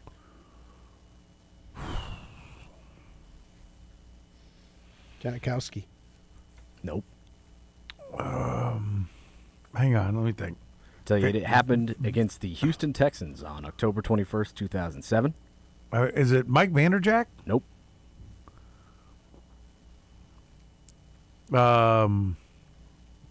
He was a member of the Titans. Oh, God. Ryan Suckup? Nope. Kairos Santos? Nope. It was. I don't think he was ever a Titan, was he? Titans kicker Rob Baronis. Rob Baronis. My Baronis. I like that. That, I think if you had me start guessing kickers, and the only reason, like after about 100 guesses, I would just go to alphabetically scrolling down. So it would take me about 5 days. Yeah. I wanted to question with the Titans angle. That's what I got. That's I what like it. came up with. Rob Baronis. Nick and Jake's, great place to go and watch the games. We got bowl games going on every night. They got their made-from-scratch menu, 3 locations. Enjoy great food and football on either side of the state line at Nick and Jake's. Dine in, carry out, delivery. Nick and Jake's, Casey's home for great food and sports. Find them online at nickandjakes.com. Rob Baronis. We have reached the Rob Baronis portion of the show today. Curtis, I think, would be proud of that one. I think you would too. I think you'd like it. Is it Rob Baronis' birthday? No. Then he wouldn't have come up with it. No. You know, he likes the birthdays as a jumping off point. Yeah. Which is always, which is nice. We're talking to Pete Sweeney here in the program, brought to you by our friends at Family Leisure. Pete, Patrick Mahomes 2.0. What's it going to look like? I know you're no doctor, but do you think that there's going to be or what would you prefer to answer? What do you think it's going to look like, or what it should look like? Yeah, I think what they'll be hopeful it looks like is he was able to pick up, right where he left off and be real players in the 2026 season. What I think is real, I think there's a lot of cap sorting that needs to be done, and some of that will be taken care of, we would believe, to be a new contract for the injured Patrick Mahomes. But I think this is a 2-year fix to re-emerging as like a top-tier team, and I think a big part of that is going to be drafting well twice. And I think if we're, and maybe I hate these words, but I think if we're realistic, maybe you find a way with your soft rebuild to get into the postseason next year. And hell, once you're in the dance, we've seen it, and I think we're about to see it. You never know what can happen, even if you're a 5, 6, 7 seed. But again, I think this is, get Mahomes back healthy. No reason to rush this, and then you focus on becoming and re-grabbing that elite tier in 27. What do you think he's going to be? What's Patrick Mahomes, the player, look like 2.0? I worry about it because I think he's going to try to come back as soon as humanly possible. And we've seen that a lot of times. I saw RG3 was on something earlier today where he just was kind of saying, take the year off. I mean, I don't think there's any way he would do that. But at the same time, I just think. RG3 said that? Yeah, and I think it was Dan Patrick or something like that. Yeah, I mean, I think he's going to try to come back as fast as humanly possible. And I hope the Chiefs are, and I believe them to be, good and protect him from himself to an extent. It's a different player entirely, but they're tied from like the quarterback series. But I look at Kirk Cousins coming back from that injury. I mean, it kind of sort of derailed him. Older player, of course, and all that. But he just wasn't the same guy. And I wonder if it would be good for the Chiefs to hold Mahomes back until they really feel like he can be himself. As soon as somebody, establishes the new best of all time, everybody now makes that their expectation. All you got to do is see some of the reaction to Chiefs fans with this year. The Patriots never had. Okay. It's okay. That's right. But, every rocket doesn't land on the moon. okay? Just because one did doesn't mean you buy one at the fireworks stand, it should make it to the moon, right? There's a lot that goes into what they did. And so Mahomes, it immediately becomes, well, he's going to play till he's 45 because that's what Tom Brady did. Right. And, he's got to win 7 championships because that's what Tom Brady did. And everything gets measured by whatever the greatest of all time is. I mean, I get that. That's just human nature, and it becomes the new standard. But, like, my fear is that, he's got to, at some point, he was going to have to, whether he just got old or he got hurt, become a pocket passer. A little bit more for sure. Lot more. Yeah, I agree. A lot more. And I think there are a couple things that come with that. One, is he going to get old quick? Donovan McNabb got old quick, right? I think he also left Andy Reid is a bigger part of it. He was 32, and I have people tell me like, oh, well, when he went to Washington, he was old. I mean, he's 32. Yeah. 30. I mean, come on now. Not 42, 32.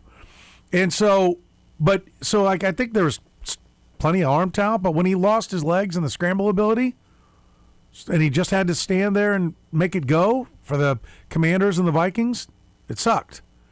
And so that's always lingered in the back of my mind because he makes so many plays on the run. Especially in the playoffs.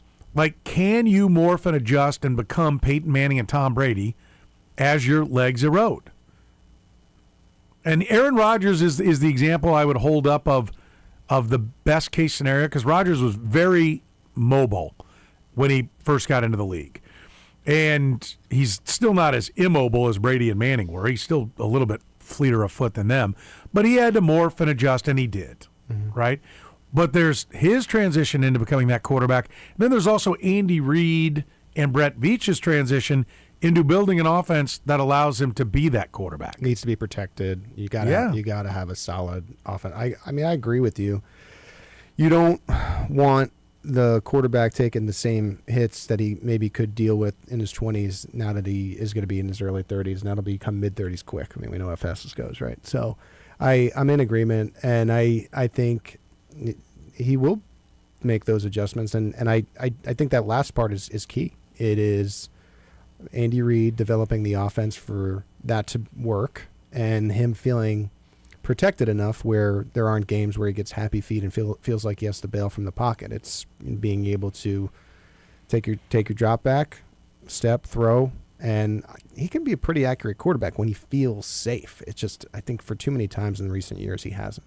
Do you believe the message that serious change needs to come? Like, again, I'm not talking about burn it down and rebuild it. I'm just saying they need to make some serious, like, what changed this year from last year? Not much, other than they just lost a close game, I would say. I mean, right. It's just the shoe dropped. But what do they do schematically different? What do they do really personnel difference? Other than adding their draft class, their only other additions were what? Christian Fulton and there's one other. Jalen Moore. And Jalen Moore. And, you could say now, with certainty that Fulton and Elijah Mitchell were bad signings. Yeah. Jerry Tillery. Fine. Superfluous, yeah, right? So personnel-wise, there wasn't anything really changed except for the draft class. And they traded off Joe Tooney, of course. So the draft class changed. And then schematically, what looks different to you this year than last year? Not much. The only thing that looks different is they'll pull the pin on a grenade and lob it over the top a couple of times early. Yeah. More concentrated effort. A few more effort. deep shots than we've seen. And you're right, especially early. But, yeah, for the most part, it was similar to last year. So, significant change. Do you think that they're looking in the mirror going, we've got to make changes? I don't think they're looking to make like wholesale changes, but I do think Andy Reid, at a certain point, will take a hard look at his staff as far as assistants go, and I wonder if there are some changes in that fashion. I do think just because of the product of the cap, which we've discussed a number of times and during these weekly hits, there's going to have to be a lot of the personnel changing. And again, I agree with you specifically with the defense. If Steve Spagnuolo is still here, I think he's going to get a good look for the Giants job. But a little bit more of the marriage between personnel and the defensive staff that actually coaches these guys. Yeah, I think one of the things, we talked about this on our podcast last night, that, the Steelers have a 311-pound tight end The Chargers have a 295-pound fullback. The Ravens have a 300-pound fullback. Mm-hmm. Like, if you want to be physical, you need some physical players on the field. And I think Andy Reid has been ahead of the game because even though everyone knew Andy Reid wanted to throw the ball, they kept playing him like he was going to have to run. Right. Well, at some point he's going to have to run. We're gonna keep 7 men in the box. We're gonna put 8 men because he's just got to run. At some point, you have to run. And now finally everybody started copying what Andy Reid's doing, and now they're like, they ain't got to run, and we don't care if they do run because either they have a good run, it's 8 yards, and it's fine. We're playing little people. We're playing the pass. And we're going to stop them. And the counteraction to that has been people say just run the ball, but it's not just run the ball. It's physical. Yeah. Right. It's bigger. It's strength. It's win that way. You know. The Chiefs receivers literally get smaller and smaller when you see Xavier Worthy being about the smallest guy you could ever possibly draft. Yeah. Meanwhile, Deebo Samuel and A.J. Brown Big. and DK Metcalf and, and I don't even like bringing up DK Metcalf, but more and more receivers are 210, 215, 220, 225. Like, they're physical. And that has multiple – one, just tackling them is hard. Right, if you want to hand off to him, like the way they hand off to Deebo Samuel a lot, did in San Francisco anyway, they're a handful to tackle. Also, and then throw in they can block. Like Xavier Worthy isn't blocking anybody. So I agree, none of the running backs really ever get to the second level anyway. But God, if they did, it's not like Xavier Worthy's going to maul a corner. Just another point about the big receivers. I don't feel like there's anyone on this current Chiefs team, pass catcher wise, where you would feel really good about like a one-on-one ball. Which maybe Travis Kelce when he was in his prime, probably not anymore. Rasheed Rice, no, not really. I mean, you're not really like throwing it down the field one-on. They need that type of guy that can. It's 50-50. Go up and get it, man. Well, and that's why when you talk about he needs protection, but he also needs they've got to lean heavily on the offensive side of the ball constantly, because if you give him those things, yes, he needs protection, but if they blitz, 5 can't pick up 6. Mm-hmm. So you have to have people who can win immediately. Right? And so I think they've got to shift and just say, we're going to be the best offense we can be. And we're always going to take care of the offense first. And then we'll get to the defense. And they have to become that kind of team. Yeah, and certainly the run game needs to improve. I mean, at a certain point, you got to have a running back in here. So I think they've learned a lot about themselves. But I don't think it's. I hear a lot of times, you look at social media, it's like fire Matt Nagy. I mean, I think Nagy could go to Tennessee, right? And, that would kind of take care of itself. But if that doesn't happen, I don't foresee them getting rid of Matt Nagy. I just don't think there's going to be any shocking headline that comes out of this season. But I do think. Will there be any coaching changes? I think from an assistant standpoint, I could see that. Yeah. I mean, I think there were some issues in particular positions. Offensive line stands out. The receiver position stands out. Even the defensive line stands out. Special teams stands out. But again, I think for me it'll be more like we're describing, maybe drafting a little bit of different types of players when we've kind of seen them rinse and repeat in terms of the types of players that they draft. Yeah, I think they're going to have to look long and hard in the mirror and see what's looking back at him. Yeah. We're looking at Pete Sweeney here in the program, Chiefs Insider from the Kansas City Star. He's brought to you by our friends at Family Leisure. They're at K10 and Ridgeview. Get out there. The best gifts for the family. It's where family and fun comes together. It's right there at K10 and Ridgeview. Online at familyleisure.com. Go see him today. Let him know the program sent you. You can save even more. The program with Soren Petro. I just answered this question. I feel like I'm asking a different question. Well, give me the same answer. Okay. Weekdays from 2 to 6 on Sports Radio 810 WHB. You want to be a hero? Get to Joslin's Jewelry. That's how you look like a hero this holiday season. Everybody loves jewelry, exquisite jewelry, exceptional service. That's what you get at Joslin's Jewelry. That's why they've been voted Kansas City's best jewelry store. Look, they've got almost 50 years of experience. They're the best place to go if you want to put a smile on your loved ones' faces this holiday season. Whether it's one of those birthstone pieces, they've got hundreds of each birthstone to choose from. Tennis bracelets, pearls, stackable necklaces, diamond stud earrings. How about the most important jewelry gift? The engagement ring. They've got almost 1,000 to choose from. Unique styles. That's the reality with Joslin's Jewelry. Not the same ring that's in 200 different locations all over the country, right? Unique styles. Truly beautiful jewelry. And you're working with a staff that they appreciate you. They show you the moment they walk in the door. You're treated like family. literally. And then when you talk to them, you find out so quickly just how knowledgeable they are when it comes to the jewelry. Listen, at Jocelyn's Jewelry, every piece of jewelry tells a story. And they're there, ready to help you and tell you that story for you. So you know exactly what you're getting. Look, they've got gifts at all price points. Your daddy Warbucks, that's great. They got big buck jewelry for you. But even if you need some stuff that's like, hey, listen, I'm just getting started here, I don't have a ton of money, they've got great options for you at lower price points as well. Let the experts at Jocelyn's Jewelry do for you what they've done for me for years. In fact, 20 years we've been going to Jocelyn's Jewelry. Let them get you the perfect gift this holiday season. Go to Jocelyn's Jewelry. They're right there on the southeast corner of 95th and Antioch, just a mile north of 435. You can find them online at joslinsjewelry.com. Jocelyn's Jewelry, the gold standard in fine jewelry. Hey, this is Nate Bucati, and this December 11th kicks off Aesthetic Care's annual 12 days of gift card sale online and in store. This is your once-a-year opportunity to save on the Aesthetic Care wellness treatments that you love and give the gift of confidence this holiday season. Gift card specials include $250 for just $200, $500 for just $400, and $1,000 for just $800, which includes an automatic entry to win a $4,500 diamond necklace. You can purchase one discounted gift card for yourself, and there's no limit to how many you can gift to friends and family. Shop for the 12 days of gift card sales online, in store at Kansas City, Lenexa, or Liberty.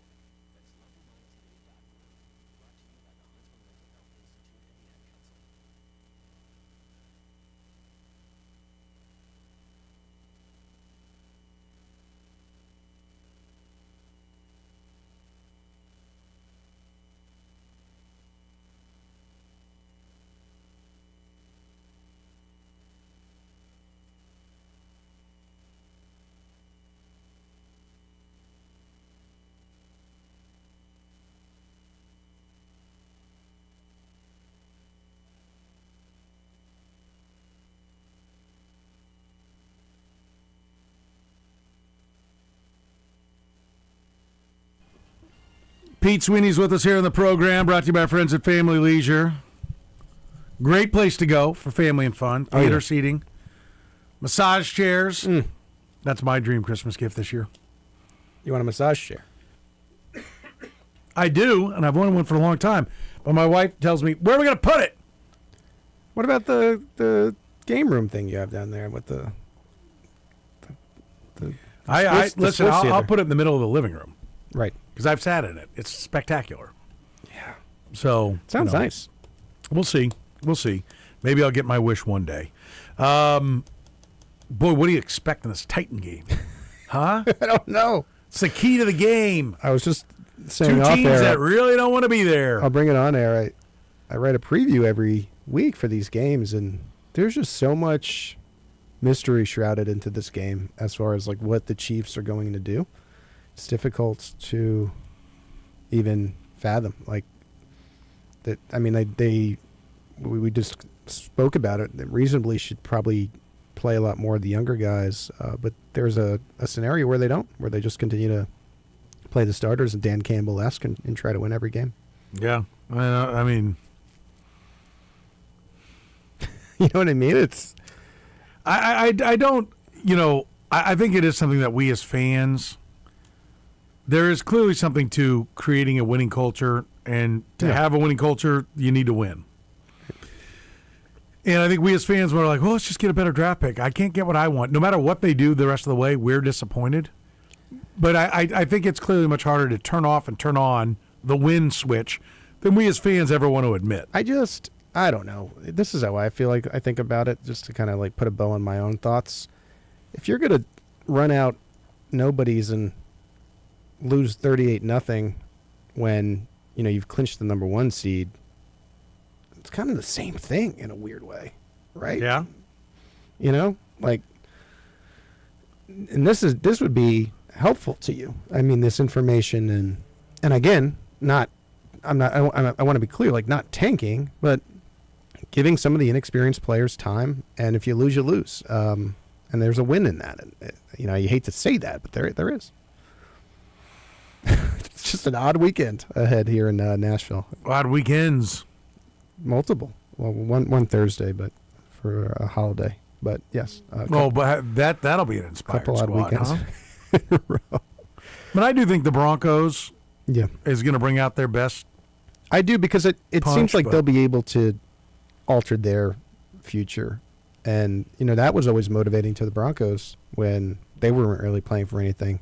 They'd always get up for that Chiefs game. And so now, at least for one season, it's opposite. Yeah, I think and when they get to the offseason, how their plans work, I mean, they're in year 2 of Bo Nix being cheap. Yeah. And you really don't get expensive until you're at least into the second year if you're going to backload contracts. Until you're into the second year of the big quarterback extension. So they've got to face a Bronco team that's got a quarterback that, even though early on in the year with the Broncos winning, all the analytics community kept talking about, and you'd watch Twitter, Bo Nix sucks, he's terrible. I mean, he was bad at the beginning, but he's improved. Yeah. He was bad in moments, but they were acting like this was the worst quarterback, and this was Daniel Jones. No. And, they've got at least a good, solid, whichever one of those terms or combination that you want, quarterback that's cheap for another 4 years. I mean, that should influence how the Chiefs move forward. Yeah. I mean, I also think if you're Denver, like just put it on the Denver hat for a second, you got to win in that window. Like if you feel like he's a franchise guy, you got to, and this is a great chance for Denver. I'm once we get through the Chiefs, which we will, we'll get through the final 3 games, I think this tournament is going to be one of the wildest and best. I really think you might have 2-3 NFC powerhouses. I think the AFC can be won by maybe any team, and I'm even including the Jacksonville in that. Like it could be a wild playoffs, especially on the AFC side. There's going to be, unless, I think it'll probably still be Josh Allen, to be honest with you. If I had to put my money, I would say he finally makes his way through. Baltimore handing the lead back to Pittsburgh didn't help, but Pittsburgh's got a tough finishing stretch. Yeah. But so I still think Baltimore is going to be the one to get it over there. So Lamar versus Josh Allen, if that's our AFC Championship game, it'll be like a bunch of hubbub about nothing. Mahomes is out, but it's the other two. The lieutenants are the ones who are fighting over it now. But if we would get Trevor Lawrence against Drake May. How about Sam Darnold? Well, that's over on the other side. But you mean in the AFC? But in the side, AFC, where it's been largely Mahomes. Yeah, it could be May Lawrence for because the only quarterbacks to come out of the AFC for the last 6 years are Patrick Mahomes and Joe Burrow. Yeah, they're out. And previous to Mahomes was Tom Brady, and it was Brady for what 4 out of 5. Who else was slid in there? And was that Flacco's? Roethlisberger. No, I'm trying to remember. Because Brady in 18 he beat Goff. 17 they won it in 14, 16, and 18. 16 he came back against Matt Ryan, and in 14 he beat the Seahawks. What was the Foles year? What year was that? That would have been 17, I think. 17. And so he lost to Foles in 17. So who was it in 15? I think that was Peyton Manning's swan song. That was Pat's Colts. Yeah. Wait, Pat's Colts. Yeah, 2015. That was Seahawks and Patriots that year. Yeah, and I was talking AFC title game. Mm-hmm. Patriots won in 14, 16, and 18, right? Were the Patriots in there in 15 as well? Yeah. Then that was the Eagles' win, right? They beat the Seahawks. Remember the Marshawn? Who's the non-Pat Super Bowl AFC team between 14 and... The Bengals went, didn't they? No, between 14 and 18, before Joe Burrow. Oh, before Joe Burrow. So I'm thinking it's either Flacco or it's Peyton Manning with the Broncos. I can't remember which one was before which. Like Flacco over Jim Harbaugh's 49ers is bookends that. Peyton was 13. Okay, so that's one. Then 15 was Flacco. Right. Or 15 was the Broncos again. Yeah. And then three in the those are the Broncos. Okay. 3 years of the Patriots in a row. And then the Chiefs. Remember the Broncos lost to the Seahawks in that first Super Bowl. So that's what's confusing. It was the Broncos. I'm not sure what website I was looking at. Yeah, it's been a long time. Mm-hmm. And we're probably going to get somebody. We are going to get somebody new. There's no Peyton Manning. There's no Tom Brady. I hope it says could have been Joe Flacco. He's still kicking around. I hope top seeds get taken out. I hope it's fun and random, and we get like the most random matchup. That's something that I'm quietly rooting for. Yeah. Give me Darnold Lawrence in the Super Bowl. Why not? I mean, it is going to be really hard for Chiefs fans to sit there and. Yeah, you want the most obscure quarterback possible to get in there and win it, so it's nobody who starts to build a legacy against Mahomes. Like, the Chiefs don't need the Eagles winning it. No. You don't need anybody catching up to the Chiefs How about or Mahomes. C.J. Stroud in that defense, right? That's fine, because I don't think he's that great. No, I don't think so either. They can go ahead and win it. And if the NFC wins it, and this probably isn't helpful to fans now, but the NFC wins it, this is a blip on the radar, in 10 years from now. I don't think you want the Eagles or Rams, since Maybe not Stafford's the Eagles. building a case. NFC, anyone but the Eagles. Okay. I'll say that. I'll say anyone with the Eagles and Rams. Okay. I'll go a little deeper. All right.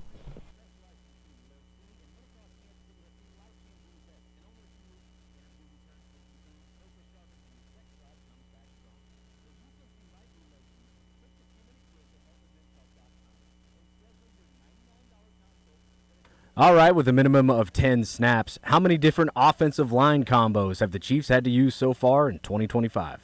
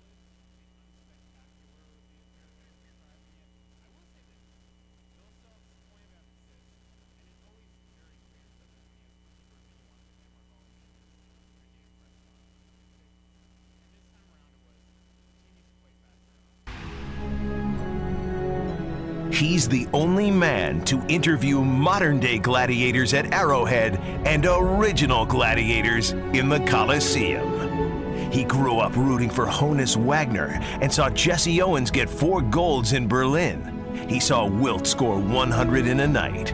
Points, of course. Yes, we are saying he's old. It's the godfather of Kansas City sports, Frank Bowl, on the program.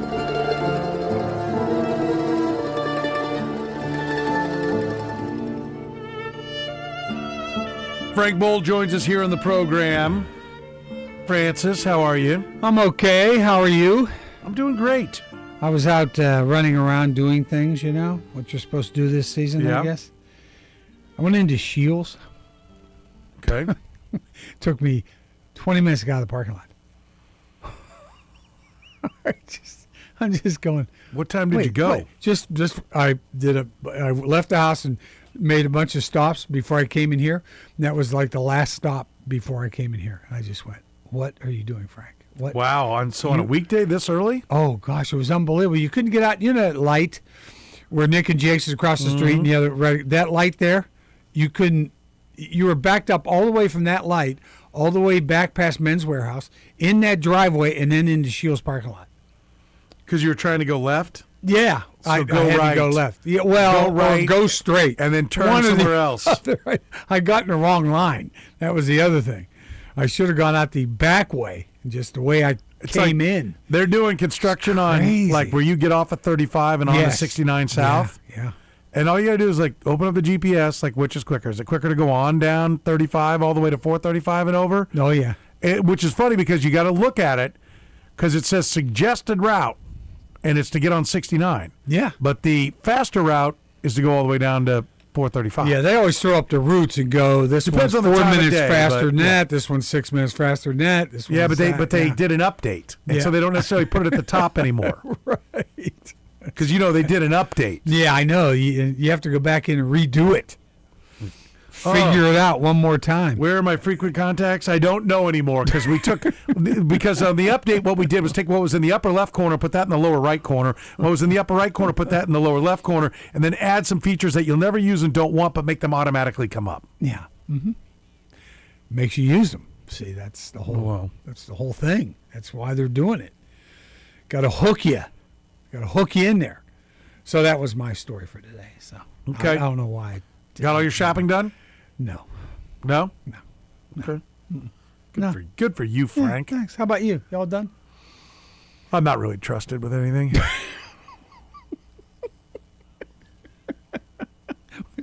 Probably a pretty good idea in some ways.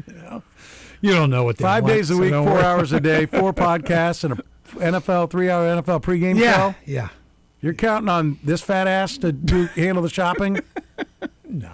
You're looking the wrong way. Wait a minute. You can go to Shields at 6 tonight. You can go. It's still open. It'll be open for you. Oh, yeah, I got it. Yeah. I understand totally. No. Yep. If you're looking for 38 dolls being purchased by this guy, it ain't happening. Well, yeah. You know what I'm saying, Plus they're Frank? American dolls, probably, right? Frank? Yes. What do you think of our Chiefs? Not much. Blip on the radar of what Okay. will be continued constant success or a sign that the dynasty is over? I think it's going to take some revamping to get back, but I don't think it's over. I think they could do a New England style type revamping. Okay. I think they went 10 years without a Super Bowl after win number 3, but they were in the Super Bowl twice over that period of time. Lost both times to the Giants, I think. It was Eli Manning's run. 7 and 11, I think. Yeah. And then they got back to it and they won 3 more with the same guy playing quarterback and the same head coach.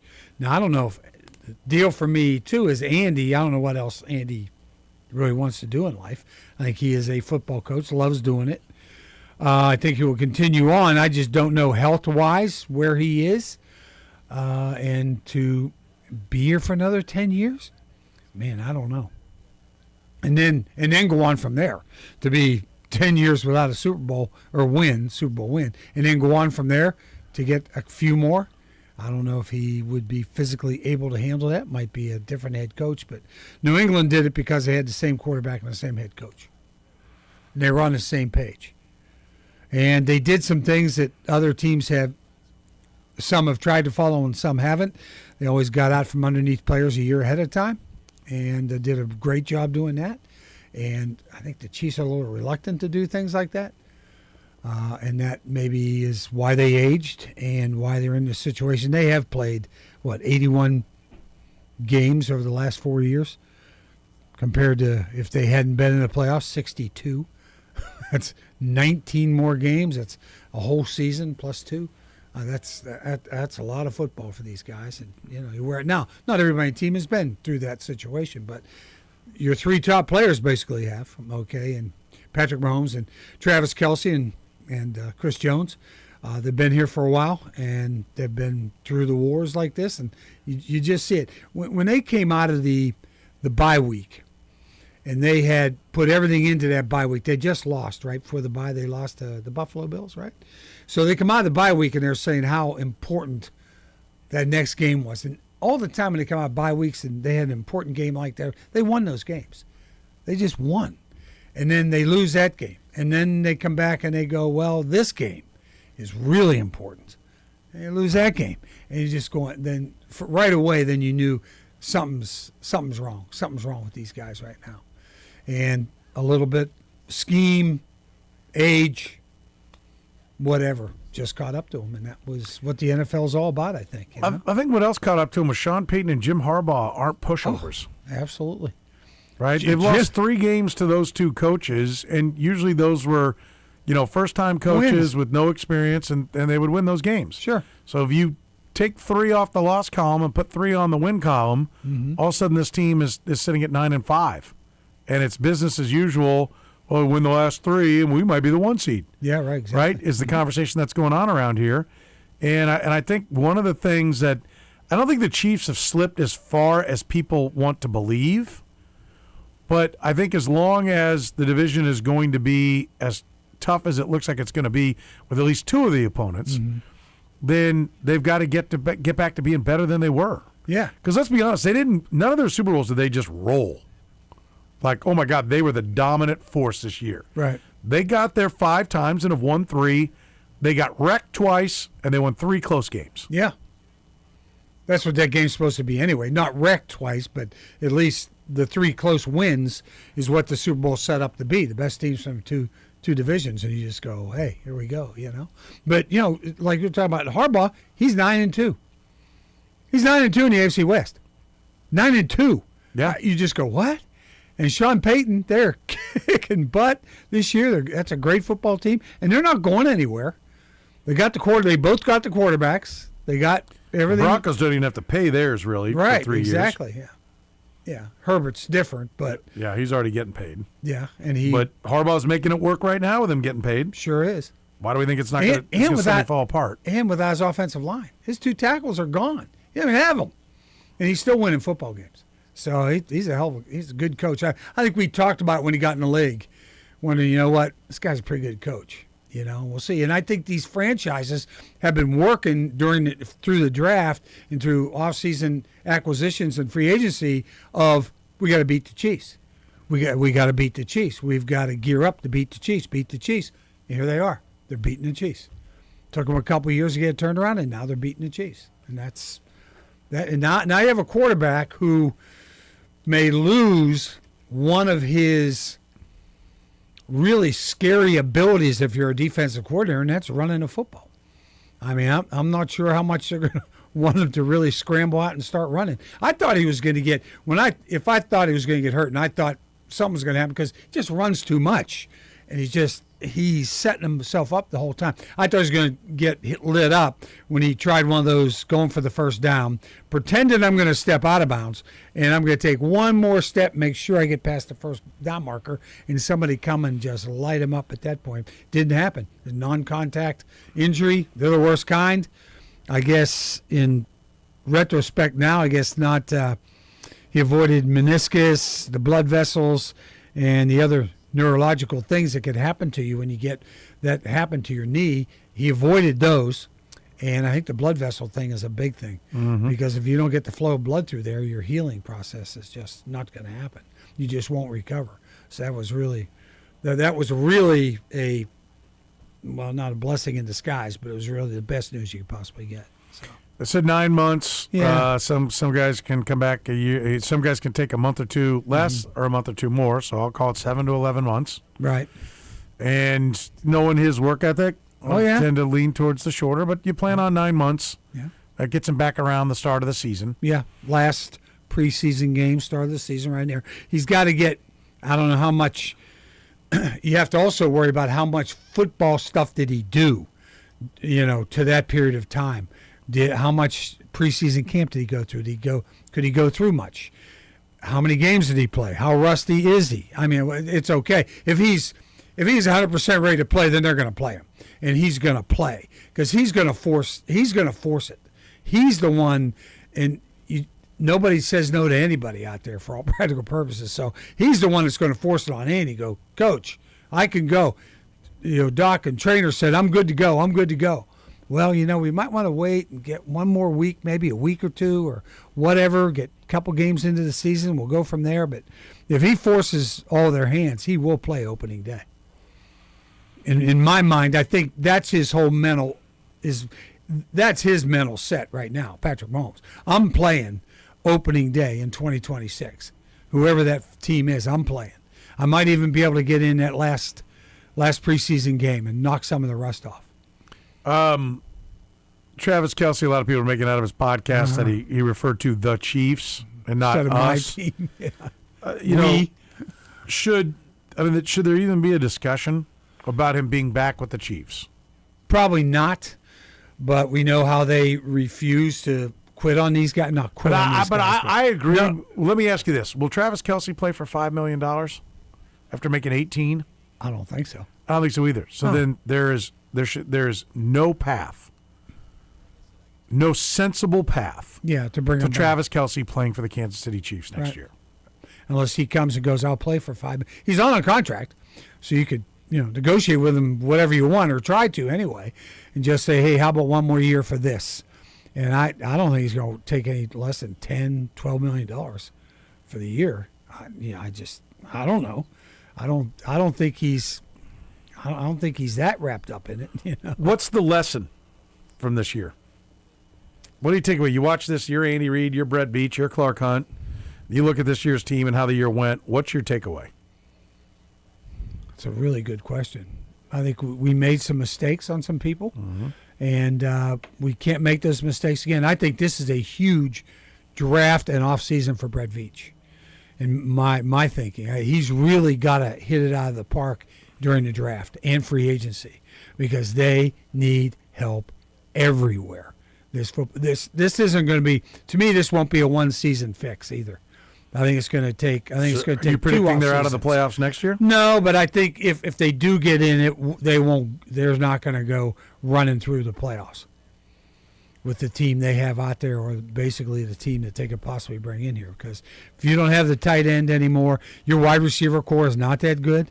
Okay, so your running back situation is in dire need of somebody who can really explode. I know Jeremiah Love. Everybody wants Jeremiah Love in the first round. Man, taking an offensive running back at that high, I think he's a fine player, but those guys just don't last. It just isn't. I don't know. I think you need really help up front. You need offensive and defensive line help on both sides. You need offensive line help? I think you need offensive line help. Look at these guys. Look at the guys who are sitting out right now. But so you're going to draft an offensive lineman. But you might not need an offensive lineman in the first round, but you're going to need some depth at offensive line. Okay. Well, where do you need people to start? Defensive line. There's no pass rush. You need edges. You got to send all your linebackers. Get any kind of pass rush. You're just not getting it up front. And you were right a couple of years ago when you were really skeptical about the signing of Chris Jones. It just has not worked. I mean, he's been a declining entity for sure. Mm-hmm. I look at just I'll come back. I think signing Trey Smith, I don't mind giving your guys the payday as opposed to throwing money around on second-tier free agents. Mm-hmm. But, the one that continues to really bother me is Joey Bosa. As we talked about it, and I said, listen, I get it because the guy's hurt a lot. And I said, I don't like him going to Buffalo. I just hope he's hurt. I know he's going to get hurt. I just hope he's hurt when the Chiefs play him. Yeah. He wasn't. No. But he has been a tremendous difference maker when he has played. Getting a running back. They didn't draft one until the 7th round. I don't know why you bothered in the 7th round. Why not just sign Javonte Williams or J.K. Dobbins? There were all kinds of running backs that were pretty productive. Yeah, I know Dobbins is hurt again, but Javonte Williams, for the Cowboys, $3 million a year. Yeah. I never even heard his name thrown around as much as I heard Dobbins. Well, he was the name I kept throwing around running back-wise. I'm like, I don't like it that Sean Payton's walking on it because I think Sean Payton does a pretty good job with running backs. But he looked really good his first year in Denver. Mm-hmm. And so, get him in this scheme and let's see what he can do. Well, they got him down in Dallas, and he's a solid running back. I mean, I'm not saying you have, Walter Payton in his prime, but, but do they really – the Christian Fulton signing is a swing and a miss, a big swing and a miss, right? And that's their only big splash in free agents. That and Jalen Moore. Mm-hmm. And I think Jalen Moore's proven to be good. I think he'll be fine, yeah. If he can stay on the field. Yeah, he's got to stay healthy, yeah. Like, I don't know. I guess I probably should have Taylor will be gone, so you don't have to worry about that. To me, that started to get it for me when the same player commits the same penalties all the time. If you can't coach that out of him, what are you doing? I mean, all that time, it's just game in, game out, exact same thing. It's just made no sense to me. Yeah, I think a couple of things. One, I think they've piled up too much money on positions that aren't difference makers. Right. I know it's hard to find the difference makers when you draft low. I get it, but that's not a reason to just throw the money at other spots, right? I think you could have taken shots at a number of guys. Like Calais Campbell. I know he's 100, but he plays good football still in the middle of the defense. Calais Campbell's next to Chris Jones. They're better. He was 1 year, $5 million. Joey Bosa was 1 year, $12 million. Yeah. 1 year, $3 million for Devontae Williams. I mean, I'm still not at the number that they gave to Trey Smith. Right.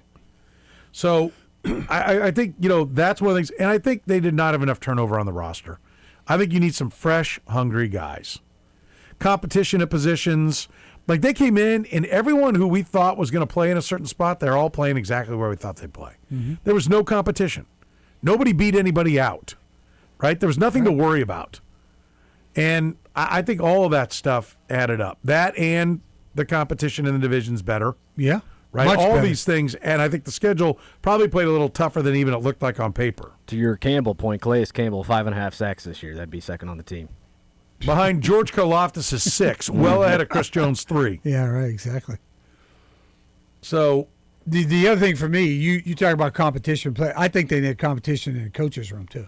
I think they need somebody. Well, that's not really competition. That's called change. Yeah, somebody that can stand up to Andy and say, "Coach, these defensive coordinators, especially the ones in our own division, know every play that's coming.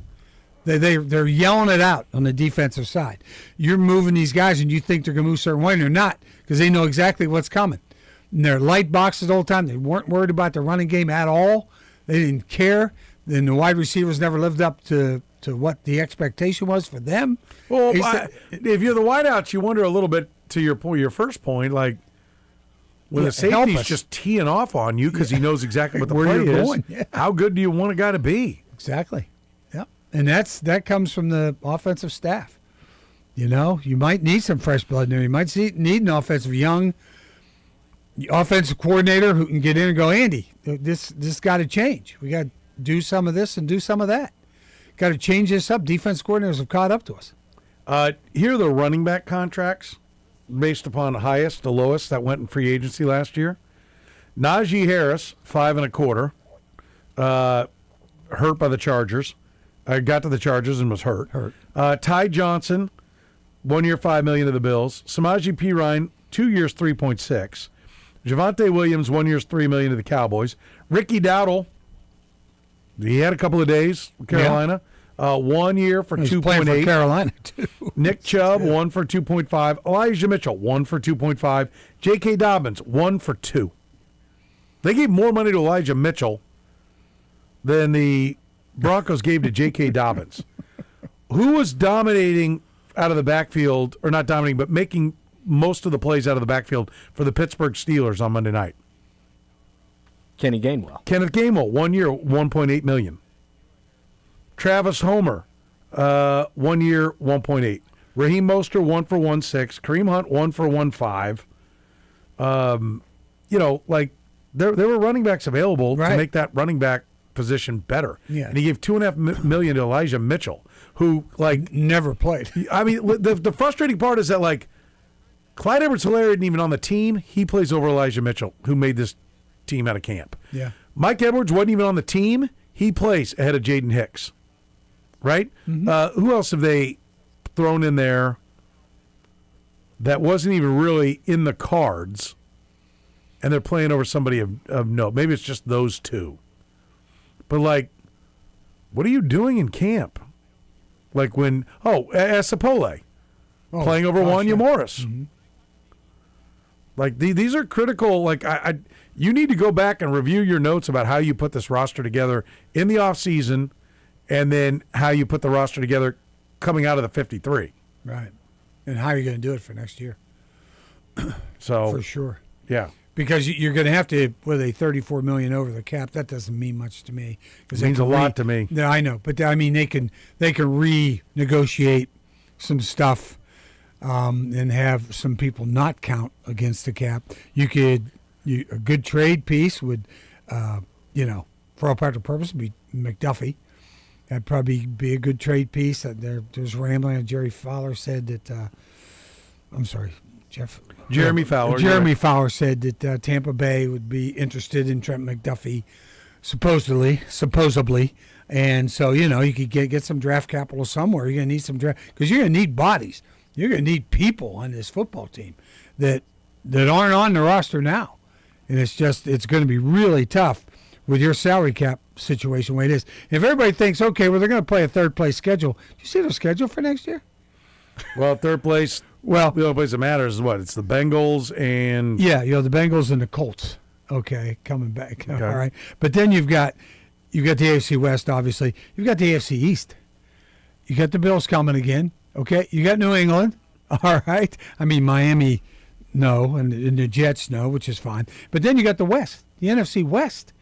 You got San Francisco and the Los Angeles Rams. And the Seahawks. You just go, you think. And the Colts. Who's the third place finisher in the NFC? Who's the other NFC team? You know what? That's what I didn't have. I know there is one, but it's not. That would be the NFC North. Is it the NFC North? So third place in the North is going to be Minnesota? the Lions. Well, it might be. Some Minnesota. Vikings are going to be 4. Okay, Vikings will be 4. The Lions are the Packers Vikings. or Bears are going to be 1, 2 probably, and Lions 3. So yeah, that's no gift. That's no gift schedule. That's not a gift. Not with those defenses. Look at the defenses that are coming. That are with those football teams. There's some stout stuff. I'll tell you what. The other teams I think not a whole lot of people talk about it, maybe because they really haven't. But it's Houston, the Texans. Shoot, that's a good football team. That's a good football team. Stroud does what he can do. All right, they don't put too much on his shoulders, and their defense is really good. So it's another team that's going to be around for a while. Another team you'll probably be facing in the playoffs come playoff time when you get back there, because that's a young football team too. You're saying how are you putting do they have the AFC South? Is that what you're saying? Yeah, they have the AFC East. They have the AFC West, obviously, the AFC East, and then they have the NFC West. Okay, that's their full. They get all 4 teams from each of those. All right, then they get the AFC South third place team, and the AFC North third place team. That's the Colts and Bengals. But I'm not sure who the NFC third place team was, because you need one more game. That's 16. Well, I count that, but there's one more game. Yeah, but I'm just not sure if it comes from the NFC East, the NFC Central, or the NFC North. Yeah, that is interesting. Yeah. Just don't know which one that is. I need to dig a little bit into that. I'm sure it's on one of the that sites. That 17th game thing throws everything into it. Yeah, but it is such foreign territory to be sitting here with 3 games left, and it's like we're already on to next year. Oh, geez, yes. We're usually not on to next year until mid-February. Yeah, we haven't been here for a while. We haven't even hit January. We're like 2 months early. I know. Because they've been eliminated 3 weeks That's early. right. You come in, you think the season's over. Okay, they lost. Okay, season's over. No, they have 3 more games left. Especially when you see Mahomes go down.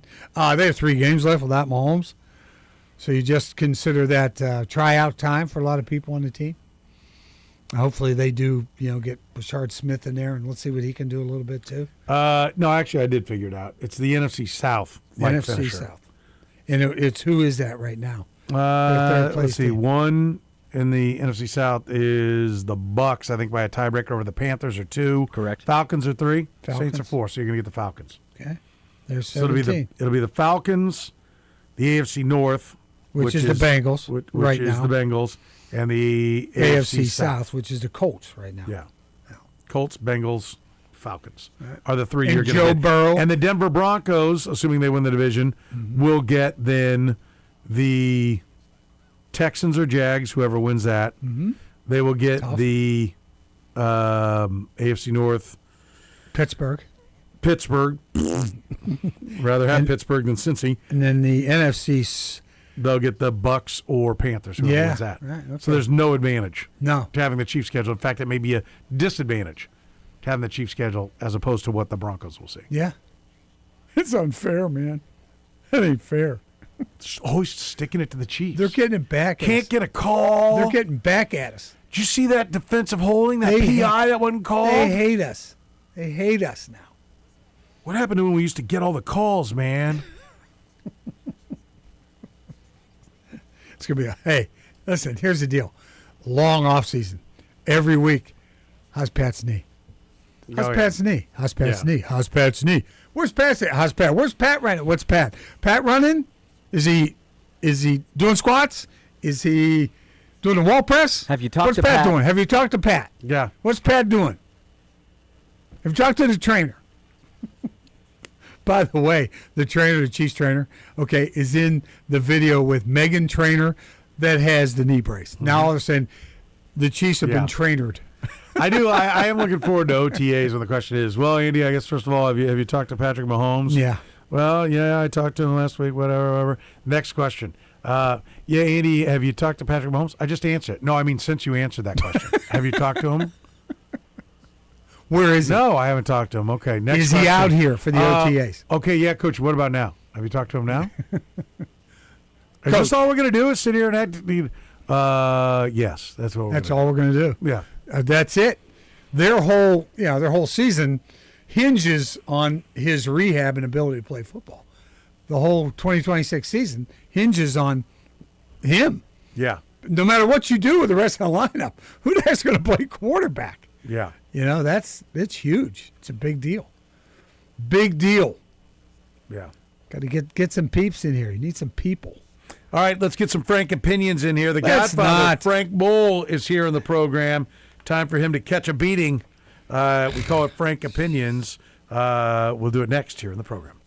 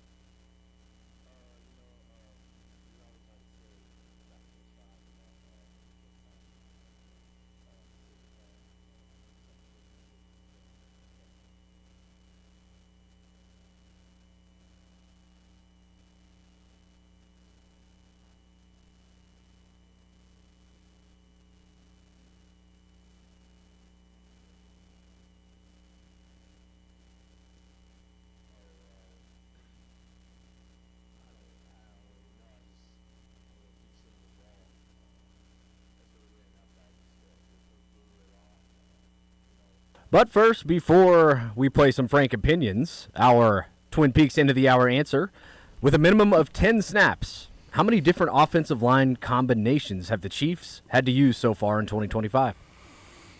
Oh, boy. 5. They've had more on the right and the left. Well, that's 7. There's the original 5, and then those two 7. Caliendo at right guard is 8, with both of those, I think, so that'd be 9.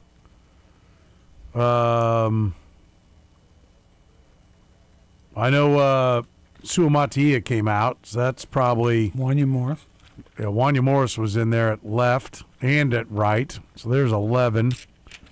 God, which with both guards probably makes it 12 or 13. I'm going to say 18. You had it. It was 11. It was 11? 11, yep. Okay. I should have hit the dinger. I was thinking, well, who am I missing? Did Wanya Morris come in at guard once or something? And but yeah, there's not exactly been steady Eddie there. No, it's certainly, and you on can the tell offensive by how many times he had to take off and run and get hit. It's the other thing. Mahomes been hit so much over the last several years too. Whew. All right, let's get to Scary. some frank opinions. Yeah. Kyle, where do we begin? All right, we begin with college basketball.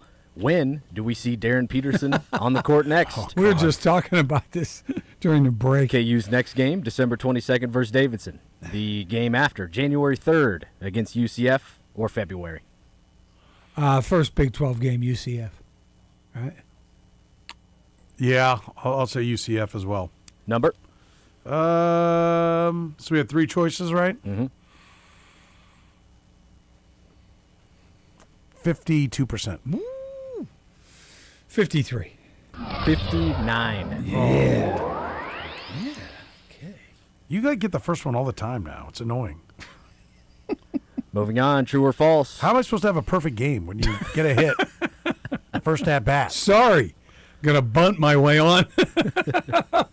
True or false? KU Hoops finishes top 3 in the Big 12 at regular season's end.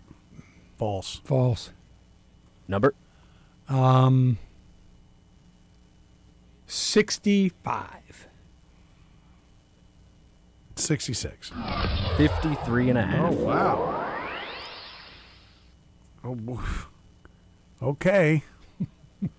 Watching something different than me. All right, true or false? K-State Hoops makes the NCAA False. tournament. False. Number? Probably as high as that answer. 79%. Okay. Oh, God. 78. 93. Oh, my God. I was like, oh, my God. I didn't go high enough. I got a lot of KU followers. All right, the Chiefs win how many of their final 3 games? 0, 1, 2, or 3? I'm going to say 0. Oh, no. I'm going to say 2. They are both wrong. The answer is 1. Really? Okay, we got to get the percentage now. Yeah, the percentage on 1. 0, 1. 0, 1, 2, and 3. 4 options. 4 options. And 1 was the winner. Well, I don't think it was much. I'm going to say no, it's up to you, Frank. It is? Yeah. 40%. Oh, under 39. 50.4. Oh, crap. All right, another true or false. Stumbling to the finish line here. Gardner Minshew runs a quarterback sneak over the final 3 weeks. True.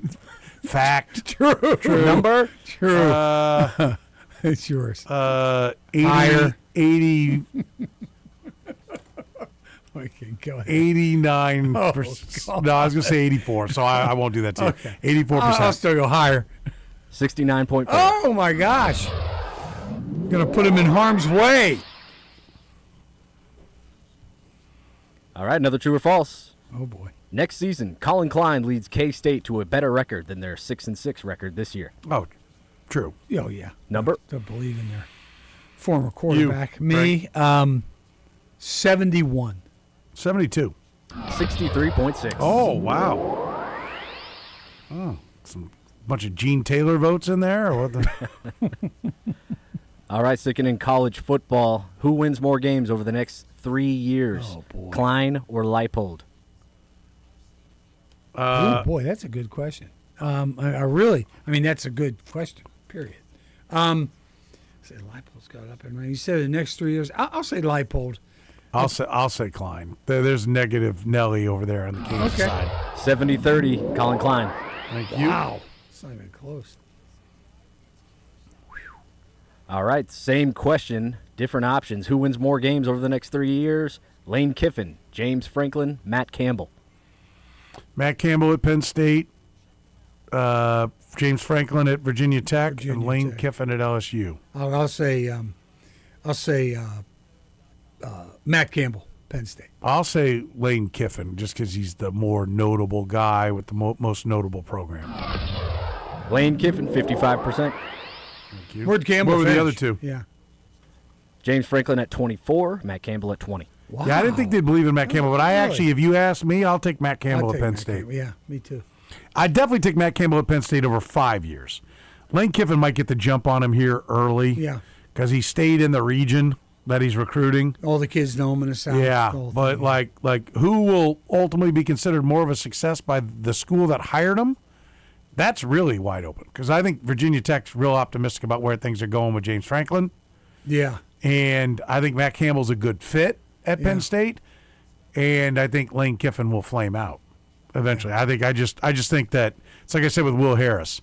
It's like you put, it's like taping the sparklers together.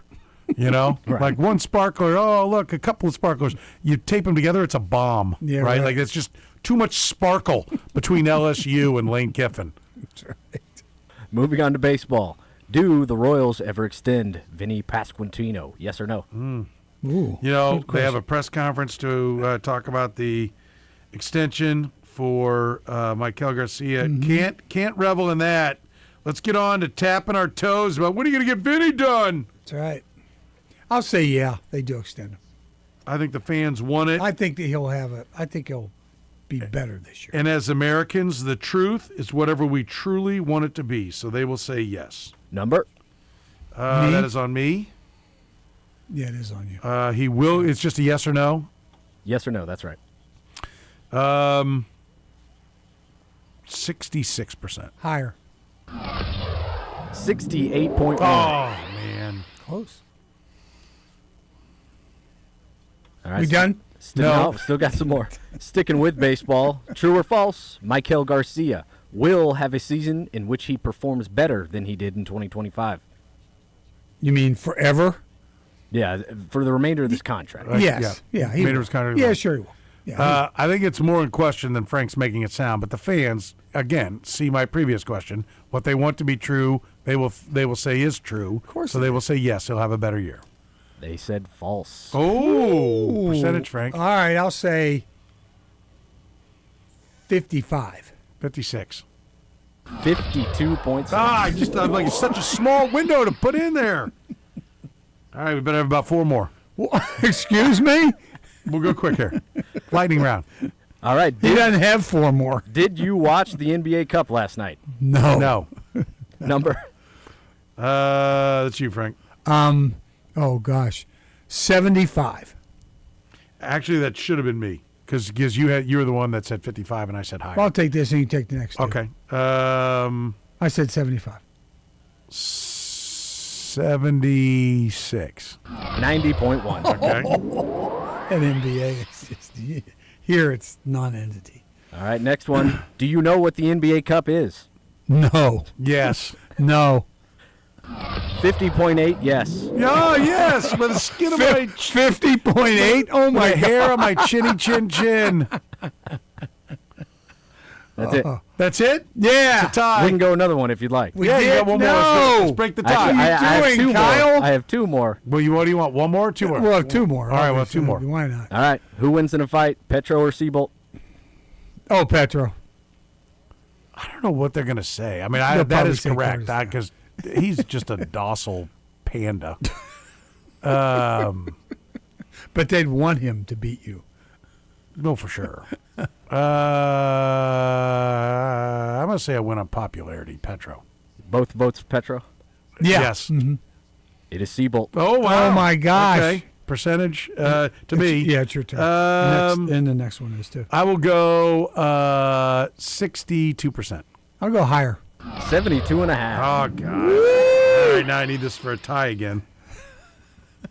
All right, final one. Do you know the program is streaming? No, they have no idea. Has there been anybody mention it? No. No. The answer is yes. Oh my God. Really? Yeah. Oh God. You're up. No, 1%. I'm not. You had the last. You want me to two go? 'cause I Well, we have I took 5 that. each. I took that All one. right. Remember? Okay. I will say that yes, 59%.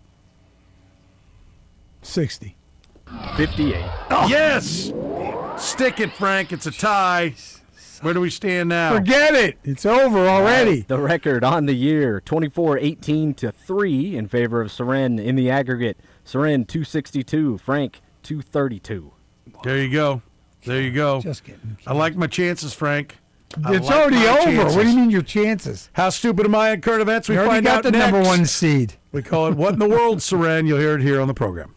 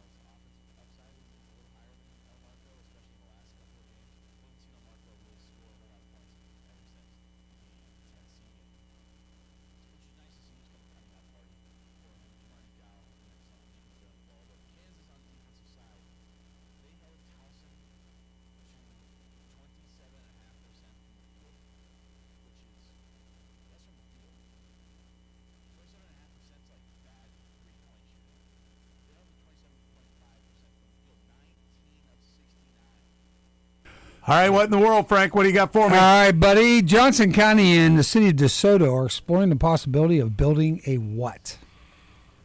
DeSoto? DeSoto, Johnson County. A spaceship. I don't know. Close. Nuclear power plants. Oh, good. It's long overdue. Yeah. FIFA has slashed some World Cup tickets to how low? $26,000. $60. What? Really? On selected games, yes. Okay. They finally lifted the boil advisory for what nearby city? Close. Suburb for all practical purposes. I Independence. Oh. What'd you do, Todd? What'd you do? And how warm is it supposed to be on Christmas Day? I heard 61, somebody was saying out of the Chiefs 66. 66. 66. Nothing to see here, Frank. It's No, all no, good. it's zero. That's Yeah. fine. No It's global fine. warming. Don't worry about What are you it. talking global warming. No. We're Good. No. We're solid.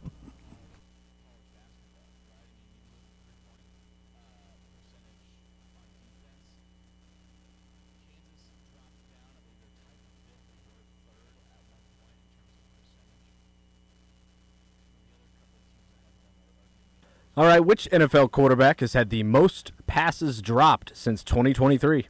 Brought to you by Nick and Jake's.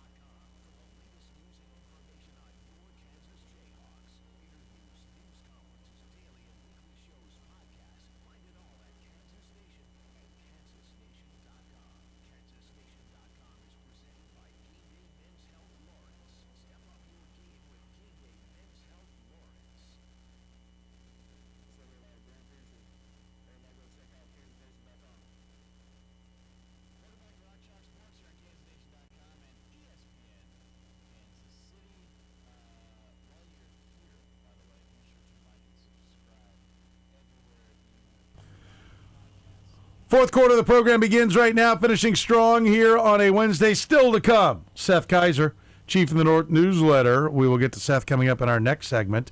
First, we want to bring you the news of the day, the things you need to know. Let's start with a little Royals baseball. We'll start with,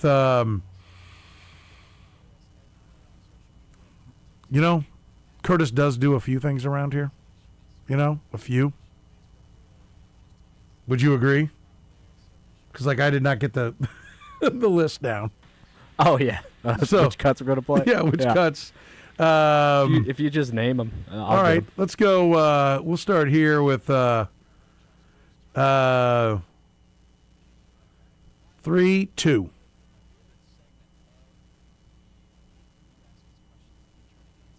We'll start with J.J. Piccolo talking about what it means to have the left side of the infield locked up here for the near future. Yeah, well, our pitchers like it because there's not a lot getting past the left side of the infield. But not only are they good defense, Mike Hill can play shortstop. I mean, we know he can play second base. Last year when he was here rehabbing his elbow, we talked about him playing center field because he was so athletic. You want him in the middle of the field, which he was wide open to. We did a little bit in spring training. But I think the way this thing has evolved, the way his bat's evolved, we're not going to move off of that right now with Bobby and Mike Kell. It's pretty secure.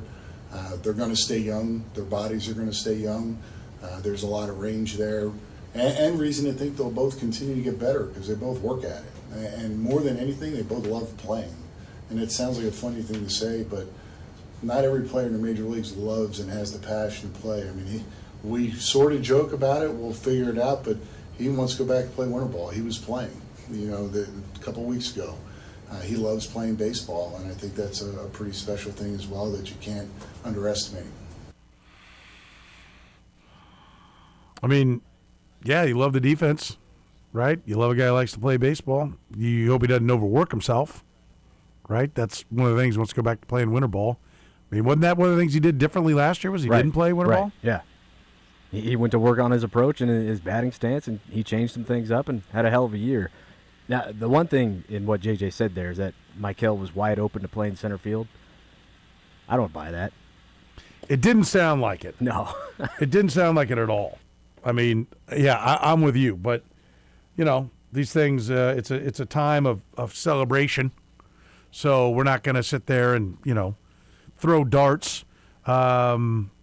But I don't think they need him to play center field, so it doesn't really matter what you say right there, right? You can say whatever you want. One more from JJ. He spoke about the process of scouting Michael Garcia when he was a teenager. Yeah, well, going back to when he first signed, it's a long process. I mean, you think about the work they do in the academy, the nutrition they get, the strength and conditioning.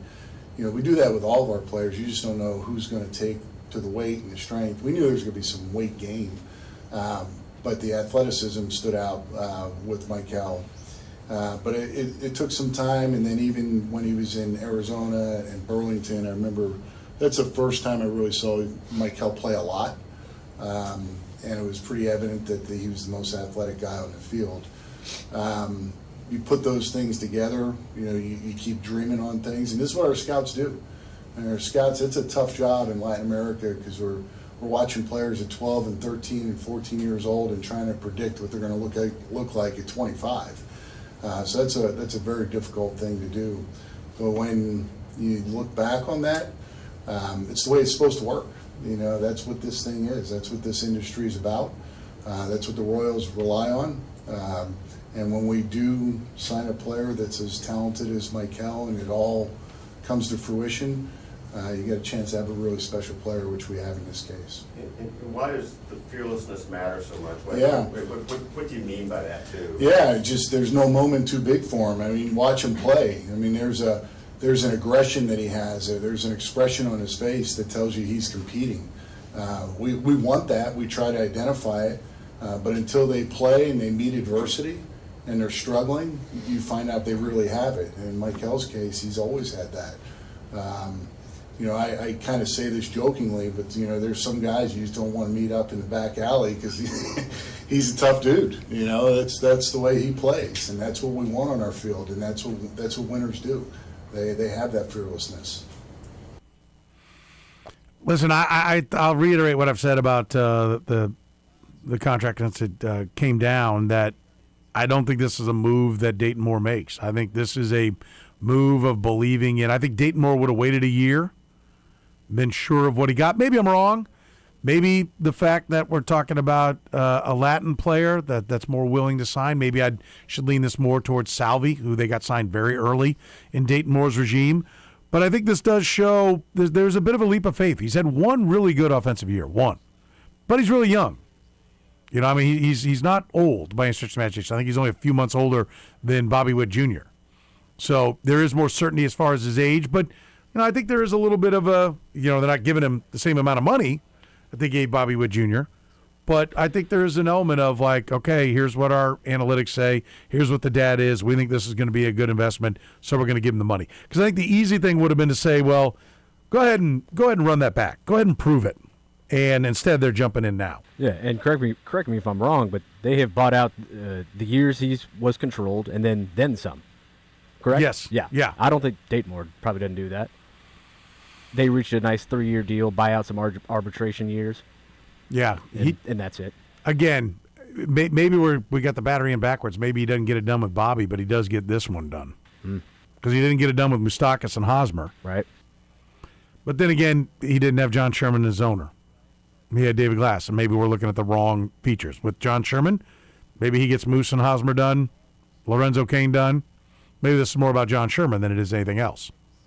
Because John Sherman has been willing to raise the payroll. An important part of the equation. All right, let's turn our attention to the Chiefs. Rick Burkholder, head trainer for the Kansas City Chiefs, was brought to the podium, even answered some questions. We'll get to that in a minute. Burkholder gave us a timeline of how this all went down on Sunday. Immediately following the game, we came down here and did an MRI. That MRI revealed an ACL injury, anterior cruciate ligament, and a lateral collateral ligament injury. That lateral collateral ligament you may see as a posterior lateral corner because there's some other structures back there that constitute that. After that, our doctors, Patrick, his family, his agent, consulted, and then we sought out a second opinion, and the family and agent and Patrick and everybody agreed that he would go to Dr. Cooper in Dallas. Dr. Cooper set up an appointment for him Monday afternoon, and then operated on him Monday night. The reason he wanted to operate on him quickly, where we usually wait on the ACLs, is because the LCL, we wanted to reattach the avulsion injury there. As Dr. Cooper told us after seeing the MRI, and my doctor saw it, they said everything that he had in this injury was fixable, correctable, and it was fixed on Monday night by Dr. Cooper. He had no artery damage, no nerve damage, no joint surface damage, no meniscal damage.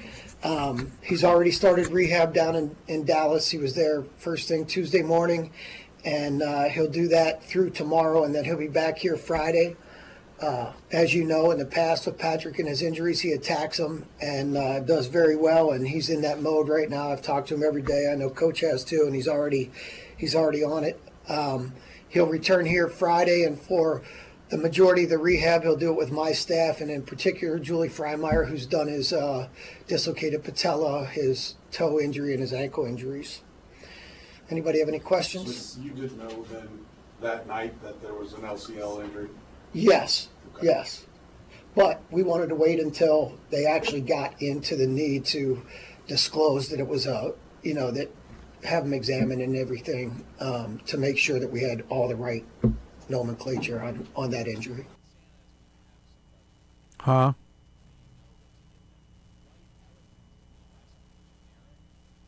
It's a petty point, and listen, but like you put out there that he has an ACL injury. You're asked point blank on Monday, was there anything else? And you say, no, we put it out there, we're always clear. I mean, again, it's water under the bridge. It doesn't matter. The timeline's the timeline. But, I mean, for me, I'm like, I just don't, like, that is wasted energy. Rick Burkholder said they knew on the LCL. We waited to put it out there. Clearly, the transcript of what I have said since they did this has been red, because that's a direct reaction to what I said. I don't understand why. I get it if you're like not want to say a guy's got a sore hamstring when you're going in to play a team, because you don't want to let him know, all right, he can't really run, right? But he's out. So what are you gaining? What did you gain by not putting it out until we knew the nomenclature? Like the nomenclature? LCL. ACL. That's it. Like, no one's sitting around going, that's like, you put out ACL. I'm sure there's nuance to that. There's levels of it. But, nobody's like, they'll do it here and there, but like when you have Tommy John surgery, sometimes it's a 100% tear. Sometimes it's an 87% tear where they're like, you can't really throw and it's going to blow. So they go ahead and do it, right? Like, but they just go, he had Tommy John. It just, to me, I'm like, why? What is the point? To me, it just shows that you're willing to waste time on things that don't matter. Yeah. Not much. Andy Reid's great football coach. I just don't understand the shenanigans about that. But the LCL is why. Trent Green, if you listen to that segment on Monday, Trent nailed it. He said, listen, if it's just the ACL, it'll probably be a while. Don't panic. If they take 30 days to let the swelling go down, he'll do prehab, and that'll be the fastest, quickest recovery if it's just the ACL. But if they go quick, it's probably more than that. He nailed it. He was right. It's 2 of the ligaments and whatever other damage is in there.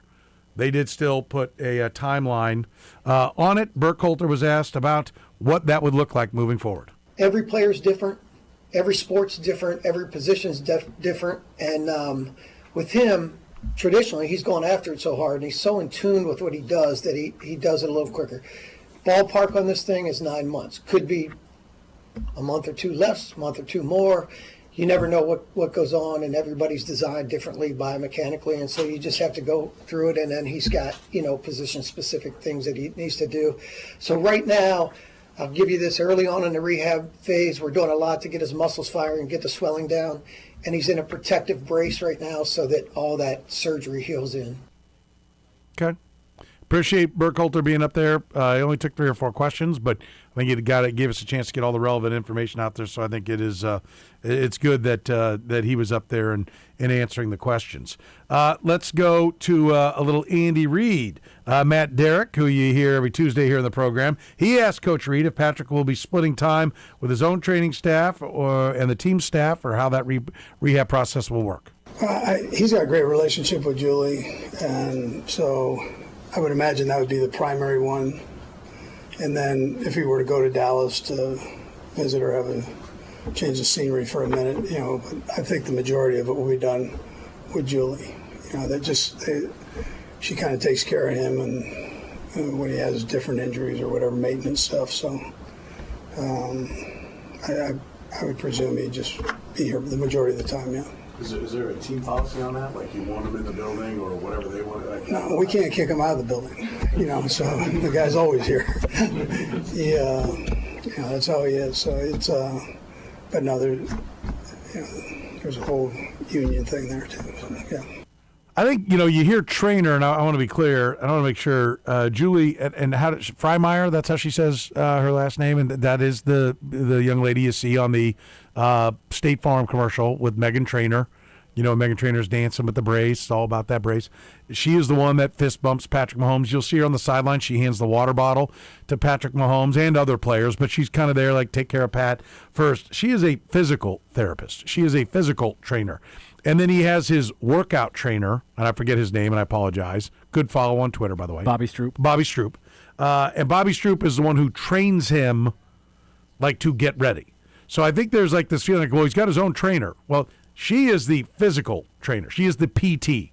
So, like, when you get to be old and you blow your calf out by turning around on a plane, I'm not, I don't want to throw stones at any, tired old fat ass. Me, then you go to a physical therapist that help you get those muscles. That is what she does. She will do the rehabbing exercises, and then Bobby Stroop is like let's maximize your athletic performance. He may be a PT or an OT, occupational therapist as well. I don't know what all degrees he has. I'm not minimizing anyone's role because they both done a great job. It sounds like the medical stuff will be handled here. The rehab will be handled here. And when he gets to the point, maybe there'll be upper body training. That'll be done by Bobby Stroop. They have not had a problem working together. This is not Tom Brady and Alex Guerrero. And Alex Guerrero. I think we're good. I think they're all going to get it done and get everything taken care of. Andy Reid was asked about where Patrick Mahomes' head is during this process. Rick said you talk to him every day. Just what have your conversations been like? The part that you're willing to share. Yeah. No, I mean, he's so positive right now. And he, like Rick said, I mean, he attacked this thing the day after, but he wouldn't expect anything less. Get me up and get me going. I mean, he was basically saying that an hour after the game, so brace me up and let me go. So it's not one of those injuries, obviously, but that's his mindset. So I think he'll do great with the rehab. He's a pretty fast healer that way. So, and his attitude, that's about 90% of the thing. How you go about it. How willing are you to push through the pain of getting it right? I think, I don't think anybody's worried about the Patrick Mahomes part of the equation. I think if anything you worry about, and Pete Sweeney, who was with us in the 3 o'clock hour, you can hit that on the podcast at 810WHB.com and on the 810 app. Pete's like, if anything you worry about him pushing too hard, right? I think that's the thing. You're going to have to protect him from himself. That's going to be the most important thing. But, he's worked through other injuries. I think he's smart enough to know he's not going to just play hero, trainer. Oh, I can do it. The crap we heard about Aaron Rodgers was going to come back at the end of the year for the Jets. Patrick Mahomes doesn't need to go out and do things for show. So he will listen to the intelligent. He's smart enough to know that you listen to smart people and you do what they tell you to do and you do as much as they tell you to do. And I think Patrick Mahomes will be the model rehab guy. You're not going to have to be worried about, he was out there doing bungee jumping. No, I don't think you have to worry about that. He's trying to squat 1,000 pounds. Why is he trying to set a world record to squat? Just had surgery 2 weeks ago. He just cannot be captured on video playing basketball. Yes, exactly. All right, Gardner Minshew's going to get the call. He was asked today if he'll be communicating with Pat during the final 3 weeks. Have you talked to Patrick? Texted. He's been great, man. And as soon as he's been figuring everything out, he's been texting the QB room, very positive, trying to get the guys fired up, getting everybody ready to go. That dude still wants us to win. That's what he cares about, and it's awesome to have a leader like that. Is he helping you prepare to them in any way, you think, or are you comfortable? Do you feel comfortable leaning on being able to text him and ask questions? Yeah, absolutely. He's awesome, man. He's got a lot going on there, so I want him to, make sure he's good and having gone through surgery and stuff. But, I think he'll be back around towards the end of the week, and we'll all be ready to go. Okay. We'll all be ready to go. Was waiting a little bit for a little far out man from Gardner Minshew at any moment. Maybe even all right. Right. Well, earlier in that, he was talking about preparation in his presser, and he brought up some statistic from some study, and he went, "That's crazy." Yeah, he goes, how do you prepare, when you're the back? It's like, do a lot of mental reps. Yeah. There's a study that mental reps, like people shooting free throws, they did mental reps versus the ones who did the actual shooting, and the ones who did the mental reps did better. That's crazy, man. I mean, but I'll still practice, it's like everyone started laughing and, so listen, I'm sure he's a popular guy. He's been liked at every team he's played. So we'll see. I think it'll be fun. Rather watch Patrick Mahomes driving the Chiefs towards the 1 seed. It is what it is. Let's see what Gardner Minshew can do in this offense. I think that'll at least be entertaining. If you're a hardcore football fan, how do they tweak it? How do they change it? What do they take away? Do they add anything? Does he quarterback sneak? We'll get to, see all those things, get all those questions answered here by the Kansas City Chiefs. So, I think there's still plenty of entertainment to enjoy when it comes to the Chiefs if you're a Chiefs fan. And it's also, though, listen, I'm not going to lie, if you're like, screw it, I ain't watching this. You watched a ton of football. Let's be honest. If you're ready to move on, then I get that too. But I don't know. Chiefs are playing. What else would you rather be doing than watching the Chiefs play? You're going to check out the Gardner Minshew offense for at least the first quarter. I'll be watching it the whole way. Oh, I know we will. I'm talking about the casual guys. Yeah, you casual people. Come on in. Enjoy. Yeah. Watch a little Gardner Minshew football. That's what we'll do. We'll talk to the Chief in the North once Seth Kaiser joins us next here in the program. The program with Soren Petro. What a dumbass. Weekdays from 2 to 6 on Sports Radio 810 WHB. Look, the football season is in full swing, and however you like to get in on the action, you can do it all on Underdog. Right now in Missouri, this season you can make team picks and player picks. Just download the app, sign up, and you'll get $75 in bonus entries when you make your first $5 fantasy entry. Using Underdog is easy. Just pick whether your favorite team will win or if your favorite players will go higher or lower on all the stats like touchdowns, receiving yards, interceptions, and much, much more. Plus, with Underdog's ultra-fast payouts, you can get your profits in a snap. So download the app today and use promo code SOREN, S-O-R-E-N. Score $75 in bonus entries when you make your first $5 fantasy entry. Player picks, team picks, it's all on Underdog.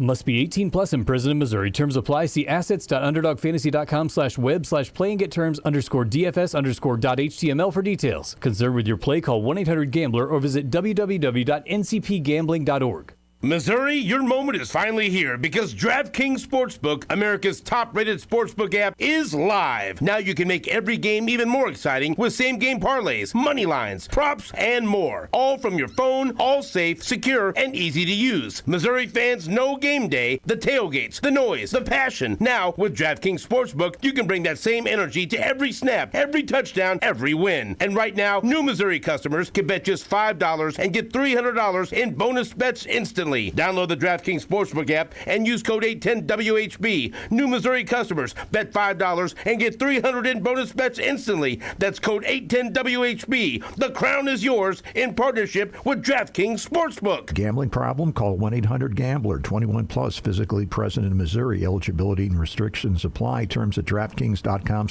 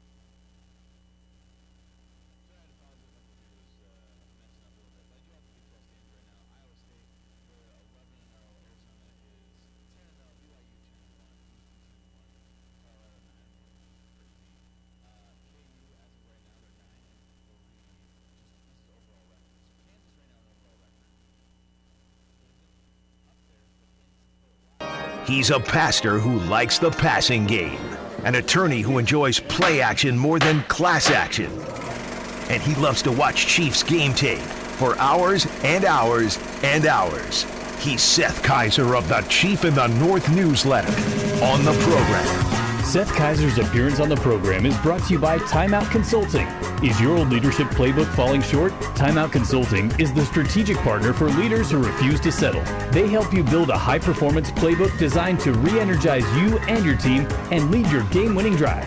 Visit strongleaderplaybook.com. Rolling on here in the 5 o'clock hour, we talk the man, the myth, the legend, one Seth Kaiser, the Chief of the North newsletter, his fine work. Seth, how are you?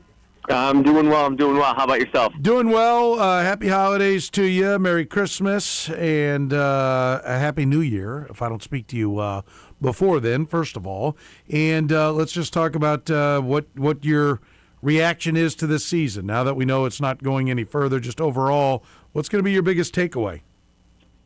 The first thing for me, and, everyone kind of deals with bad news differently, right? And that's what this season has been, kind of bad news. A lot of worst case scenarios, a lot of, oh, hey, it can't get worse. Oh, hey, it turns out it can. Everyone deals with that differently, and there's really no right or wrong way to do it. For me, the primary thing that I've felt, at least once it really hit me, that this era of the Chiefs has come to a close. That doesn't mean the dynasty's over. Who knows what the future holds? What they do this offseason will go a long ways towards determining that. But this era has closed. This is similar to when the Chiefs lost to the Steelers at the end of the 2016 season. An era of Chiefs football has closed. And the first thing that I feel right now is gratitude. I'm bothered by things that have happened. I'm irritated with the way things have gone down. I feel like some stuff was preventable. Oh, if they'd only done this, that, and the other thing. But I can't help but feel like I just got a 7 to 8 year experience that most fans literally never get to experience. And I'm very grateful for that, and it's made me realize. I went back and reread what I wrote when the Chiefs won that first Super Bowl. One of the things I wrote was how rare these moments are and how I needed to be in the moment because you never know when you're going to get another one. I got so many of those moments over the last 8 years. And so I'm grateful, even as I'm apprehensive about what the future might hold. Yeah. No, I think it's great. You did a great job, by the way, and basically going deeper on those thoughts on the Chief of the North newsletter. And I'd encourage anybody to read it, and I'd encourage you to take it to heart because I have had a number of people that started this week. My reaction is much like you. Look, I'm all for diving in to, okay, where do they make the mistakes? What can they do better? What are the key things to get done this offseason? I love it. That's why I do this job, right? It's why you do your second job here of the Chief of the North newsletter, right? Because those are the things we love talking about. But I think as this run of 10 consecutive playoff seasons, 13 consecutive, maybe we're going to see the end of, 13 consecutive winning seasons, 7 straight conference championships, 3 straight Super Bowls. As all those things come to an end, I'm with you. I'm like, wow, what a run it was. Now that I know it's officially over, I can sit back and look at it, and I think that's where it should be. And I hear too many people that just, want to throw these over-the-top adjectives, whatever they might be, on what happened this year. And I just don't know, like, in a league that's designed to drag people down, good football fans should know that you're running uphill the whole way once you get on top.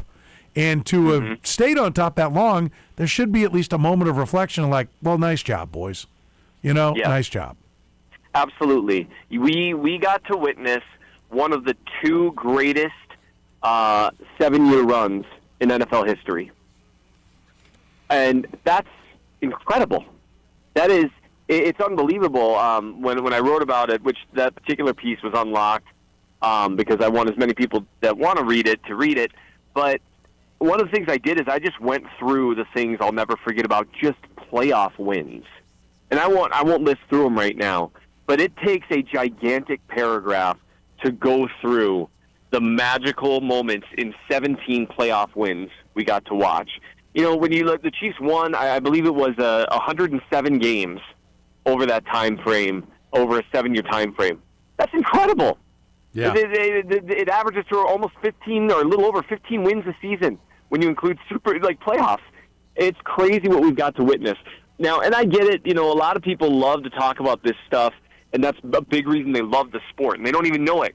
But one of the reasons they love sports is because they love to talk about what should have been done.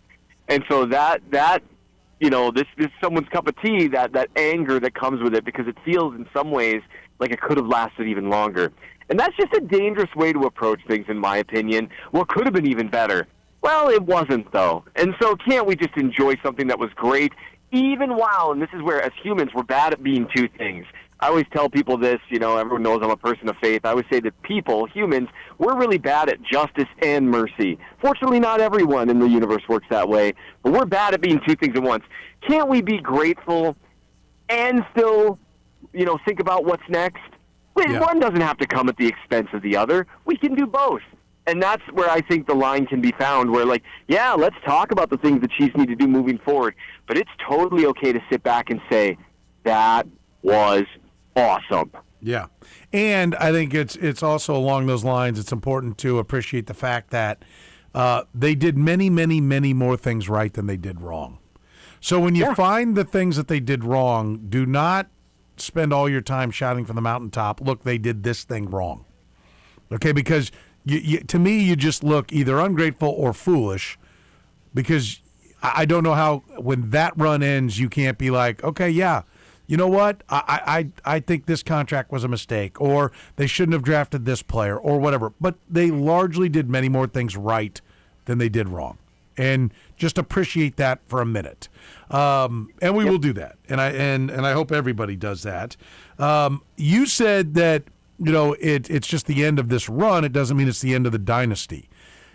I agree with you, but I would say that there is a percentage that we're wrong, that Mahomes is not going to be the same player he was. Like I mentioned earlier, like Donovan McNabb suddenly got old at 32. Andy Reid got off the merry-go-round at just the right time, and people, I've had Bob Glauber, I remember saying to me, I was like, Donovan McNabb, when he went to the, Mike Shanahan, when I was actually defending Andy Reid, I'm like, Mike Shanahan was a great coach that won championships. He couldn't win with Donovan McNabb. He goes, he was old. He was over the hill. I go, he's 32. Right? So, but because part of me wonders, like, I think he's going to morph and be more of a pocket passer and kind of evolve the way Aaron Rodgers did as he lost his legs. But I don't know for sure. There are guys that haven't. And, so I give it a small percentage that it won't be the same, that they won't get back in. What percentage do you give it that the dynasty might be over? That really does. I love how you intertwine those two thoughts, because that's really what it comes down to, right? Because if Mahomes is not, long-term affected, they're always going to have a better chance than anyone else, right? Right. And so I think the chances of that are, I'll go with something like 2 or 3%. It's the chance that something goes really wrong in recovery. Because that happens. Now, it's very uncommon anymore. I've looked at a lot of really good research on quarterbacks in particular coming back from ACLs. The numbers are fantastic overall. But some guys can recover and change their style of play even just a little bit. Some guys can't. The great thing about Mahomes is he's never been a guy who relies on freak athleticism. He's relied on smart athleticism. And he's always been kind of a unicorn in terms of how he, his body seems to heal from stuff well. Well, we'll see if that continues as he's 30, in his 30s. But I've got more confidence in him than I would almost anyone else, especially given the way that he attacks problems and is willing to just adjust whatever he needs to adjust to make it work. And I think that does include becoming more of a pocket passer. I mean, obviously he's going to have to, he's not going to be able to really do some of the same football stuff he's been doing for a long time. Someone like him, my guess is he's going to spend that time figuring out, okay, I can't do all the things I would normally do. How do I do other things to try to get better?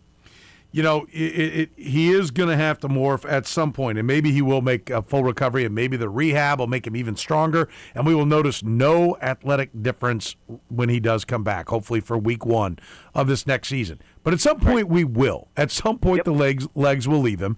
They do everybody. And I have a pretty good amount. I'm not going to say I'm 100% convinced that he will evolve, because I don't know. I mean, like, when you've always had that ability and now it's taken away, there is going to be an adjustment for him. But I do know this, that even if he does evolve completely, Andy Reid and the Chiefs offense has to, and the Chiefs talent acquisition has to evolve with him as well. Where is your confidence that Reid can, get an offense that plays more on time, can give him more receivers within the first 3 or 4 seconds, that Brett Veach can get wideouts that can get open quick if need be, that they can get more ways to delay the rush to give him more time to be within the pocket? Where's your confidence on the Reid-Veach part of the equation to evolve the offense and the talent around him? It's less than my confidence in Mahomes. Okay. And the last couple of years has really messed with that level of confidence.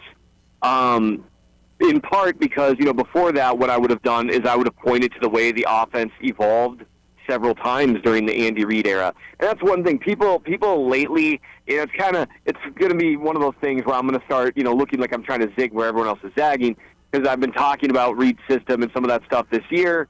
And now that everyone's talking about it, I'm probably going to be the one saying, "Hey, let's not get too far over our skis here." Because some people, Andy will never change his offense. Well, he has. He's changed his offense multiple times during his time as the Chiefs head coach, as needs changed. Now, the concern for me is I haven't seen nearly as much change as I think was necessary over the last couple of years, even when certain problems became very apparent.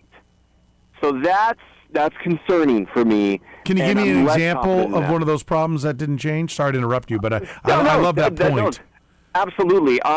The way that they attack man coverage has been a problem for several years. And some of the problem is the receivers. They haven't gotten a lot of guys that are incredible at beating man coverage. Rashee Rice was not good at it even in college. The odds of turning into a great man coverage beater in the pros is not great. But like Hollywood Brown and Xavier Worthy have a skill set to at least be okay at it with certain routes, and they just never really unlocked that. They continued to try the same answers against man coverage even after defenses had really gotten wise to them. That's concerning to me.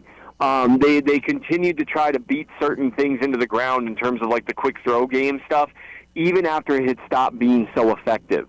The RPOs everyone has talked about to death, right? But that doesn't make it any less true. Even after they lost as much as their efficacy, they just kept hammering the same button over and over. So those things do concern me for sure. Yeah, no, I agree. How about the talent part? Does Brett Veach need to evolve with the types of players he's getting, and evolve in, like, for me, one of the evolutions I would say needs to occur is the checklist every year, every offseason needs to start with the offense. Right, and if you it's not acceptable to be like, well, the draft board fell that way, that's why we took 6 defensive players, when you needed a wideout somewhere along the line. Like, you either have to find it in free agency, you have to find it in a trade, or you have to maneuver within the draft to get it done. Like, I believe that you always have a chance to win when you have Patrick Mahomes and an effective offense. You cannot win consistently if you don't have the offensive firepower. Your defense can win some of the times, but your offense will always give you a shot. I do believe Andy Reid is right that so many of these games come down to what's happening at the end of the game. I would say what's happening in the last 2 to 5 minutes of each half is vital. All you got to do is see the Chargers down and then caught up, right? Yeah, that was what it was, right? I've been talking so much about Patrick Mahomes. Yeah, the 10-point swing at the end of the half.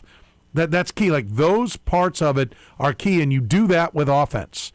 And so that's part of what I think they have to commit to as well. I think there's a lot of truth in that.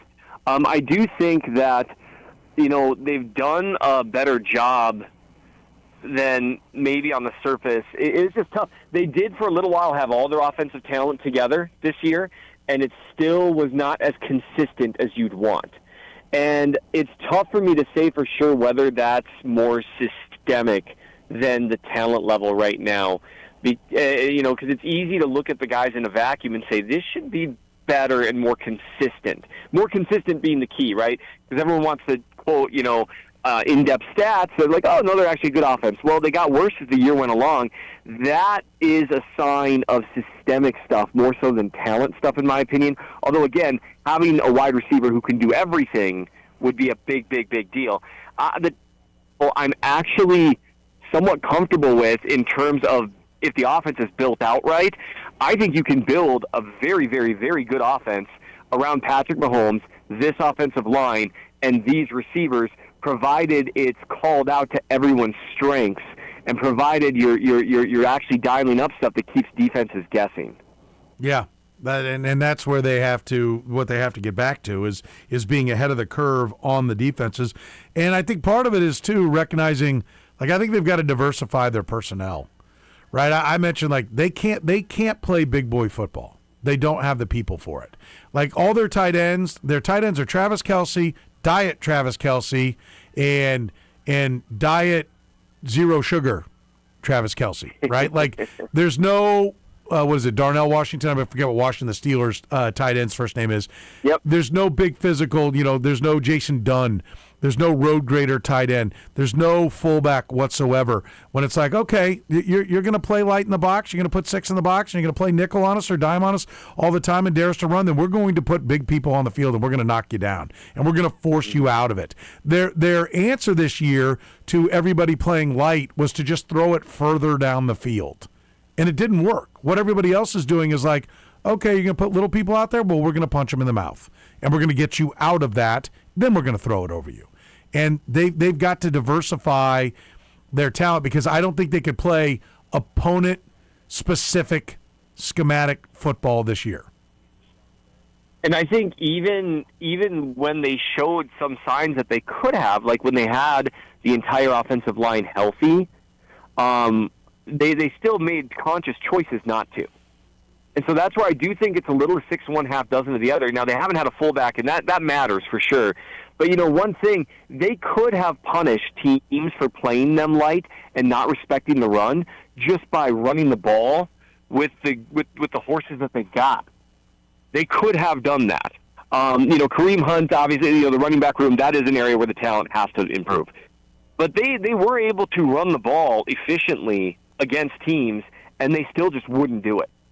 And that's something that they need to ask themselves in terms of approach as much as personnel, because they could have been doing it more than they've been doing it. And that's the thing, if you get the personnel to do it, but you still don't pull the trigger, you haven't necessarily done yourself a whole lot of good then. And so it really does come back, because I agree with you on personnel, but I also think you need to have that ideological shift then as well. Yeah, I would agree. All right, who are some of the players?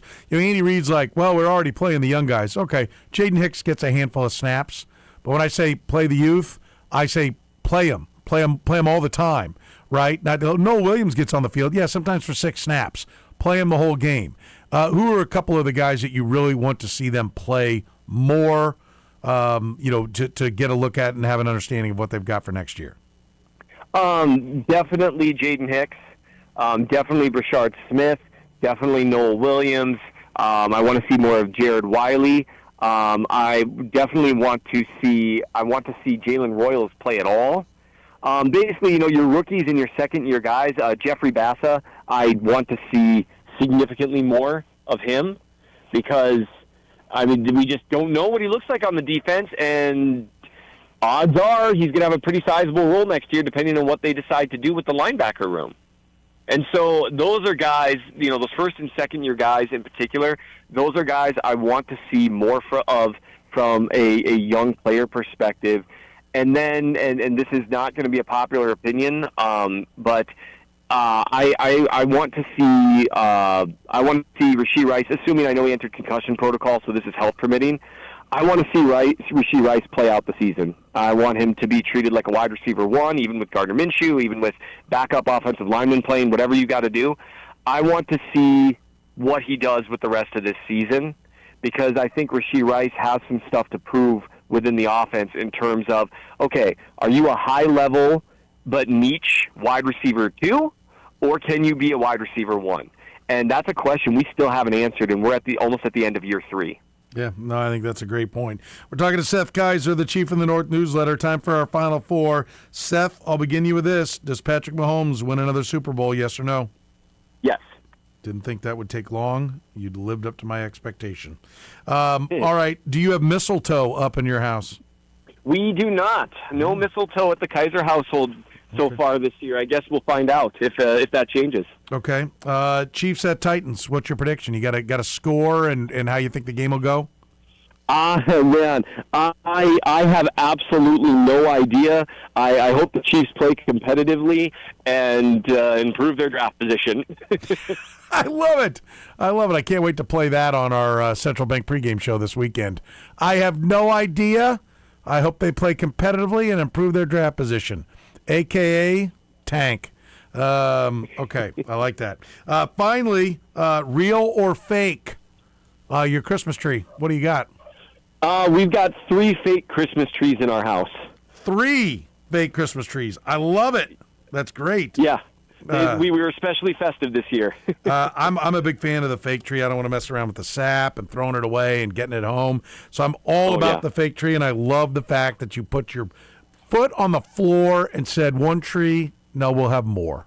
I think that is fantastic. Absolutely. Bring on the festivities. I'm a huge Christmas fan, so love it. Seth, great stuff. We encourage everybody to check out the Chief in the North newsletter. Great stuff there from Seth. And Seth, we'll talk to you again next week, my friend. Sounds great. Thanks for having me.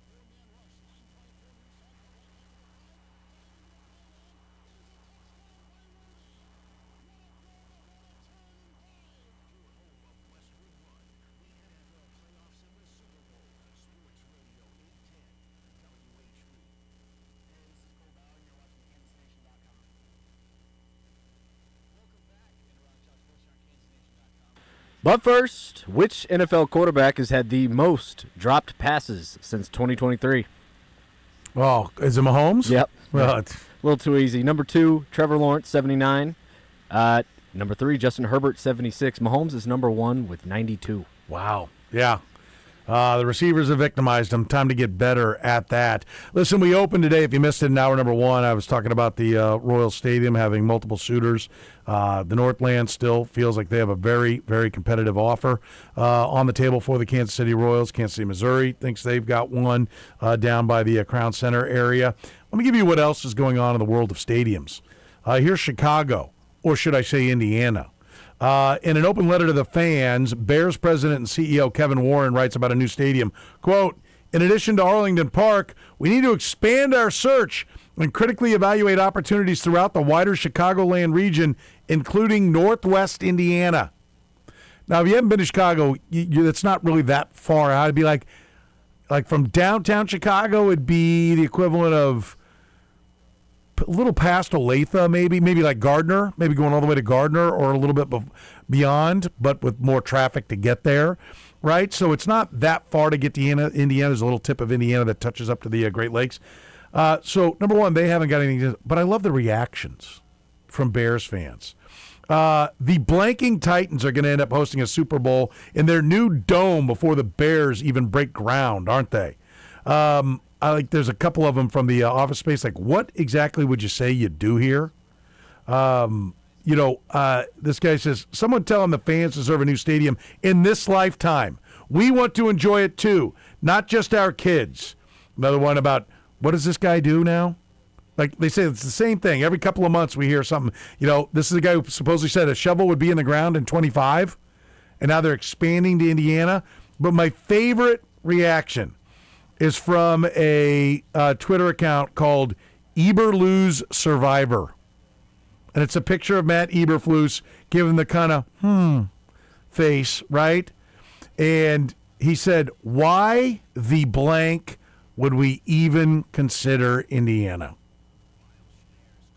So I just love Eberflus Survivor. And then the reaction is, why would we even consider Indiana? The Royals, the Chiefs, they aren't the only ones looking at moving a state. At least this is the greater metropolitan area. The Bears are talking about building their stadium in Indiana. So I guess it could be worse.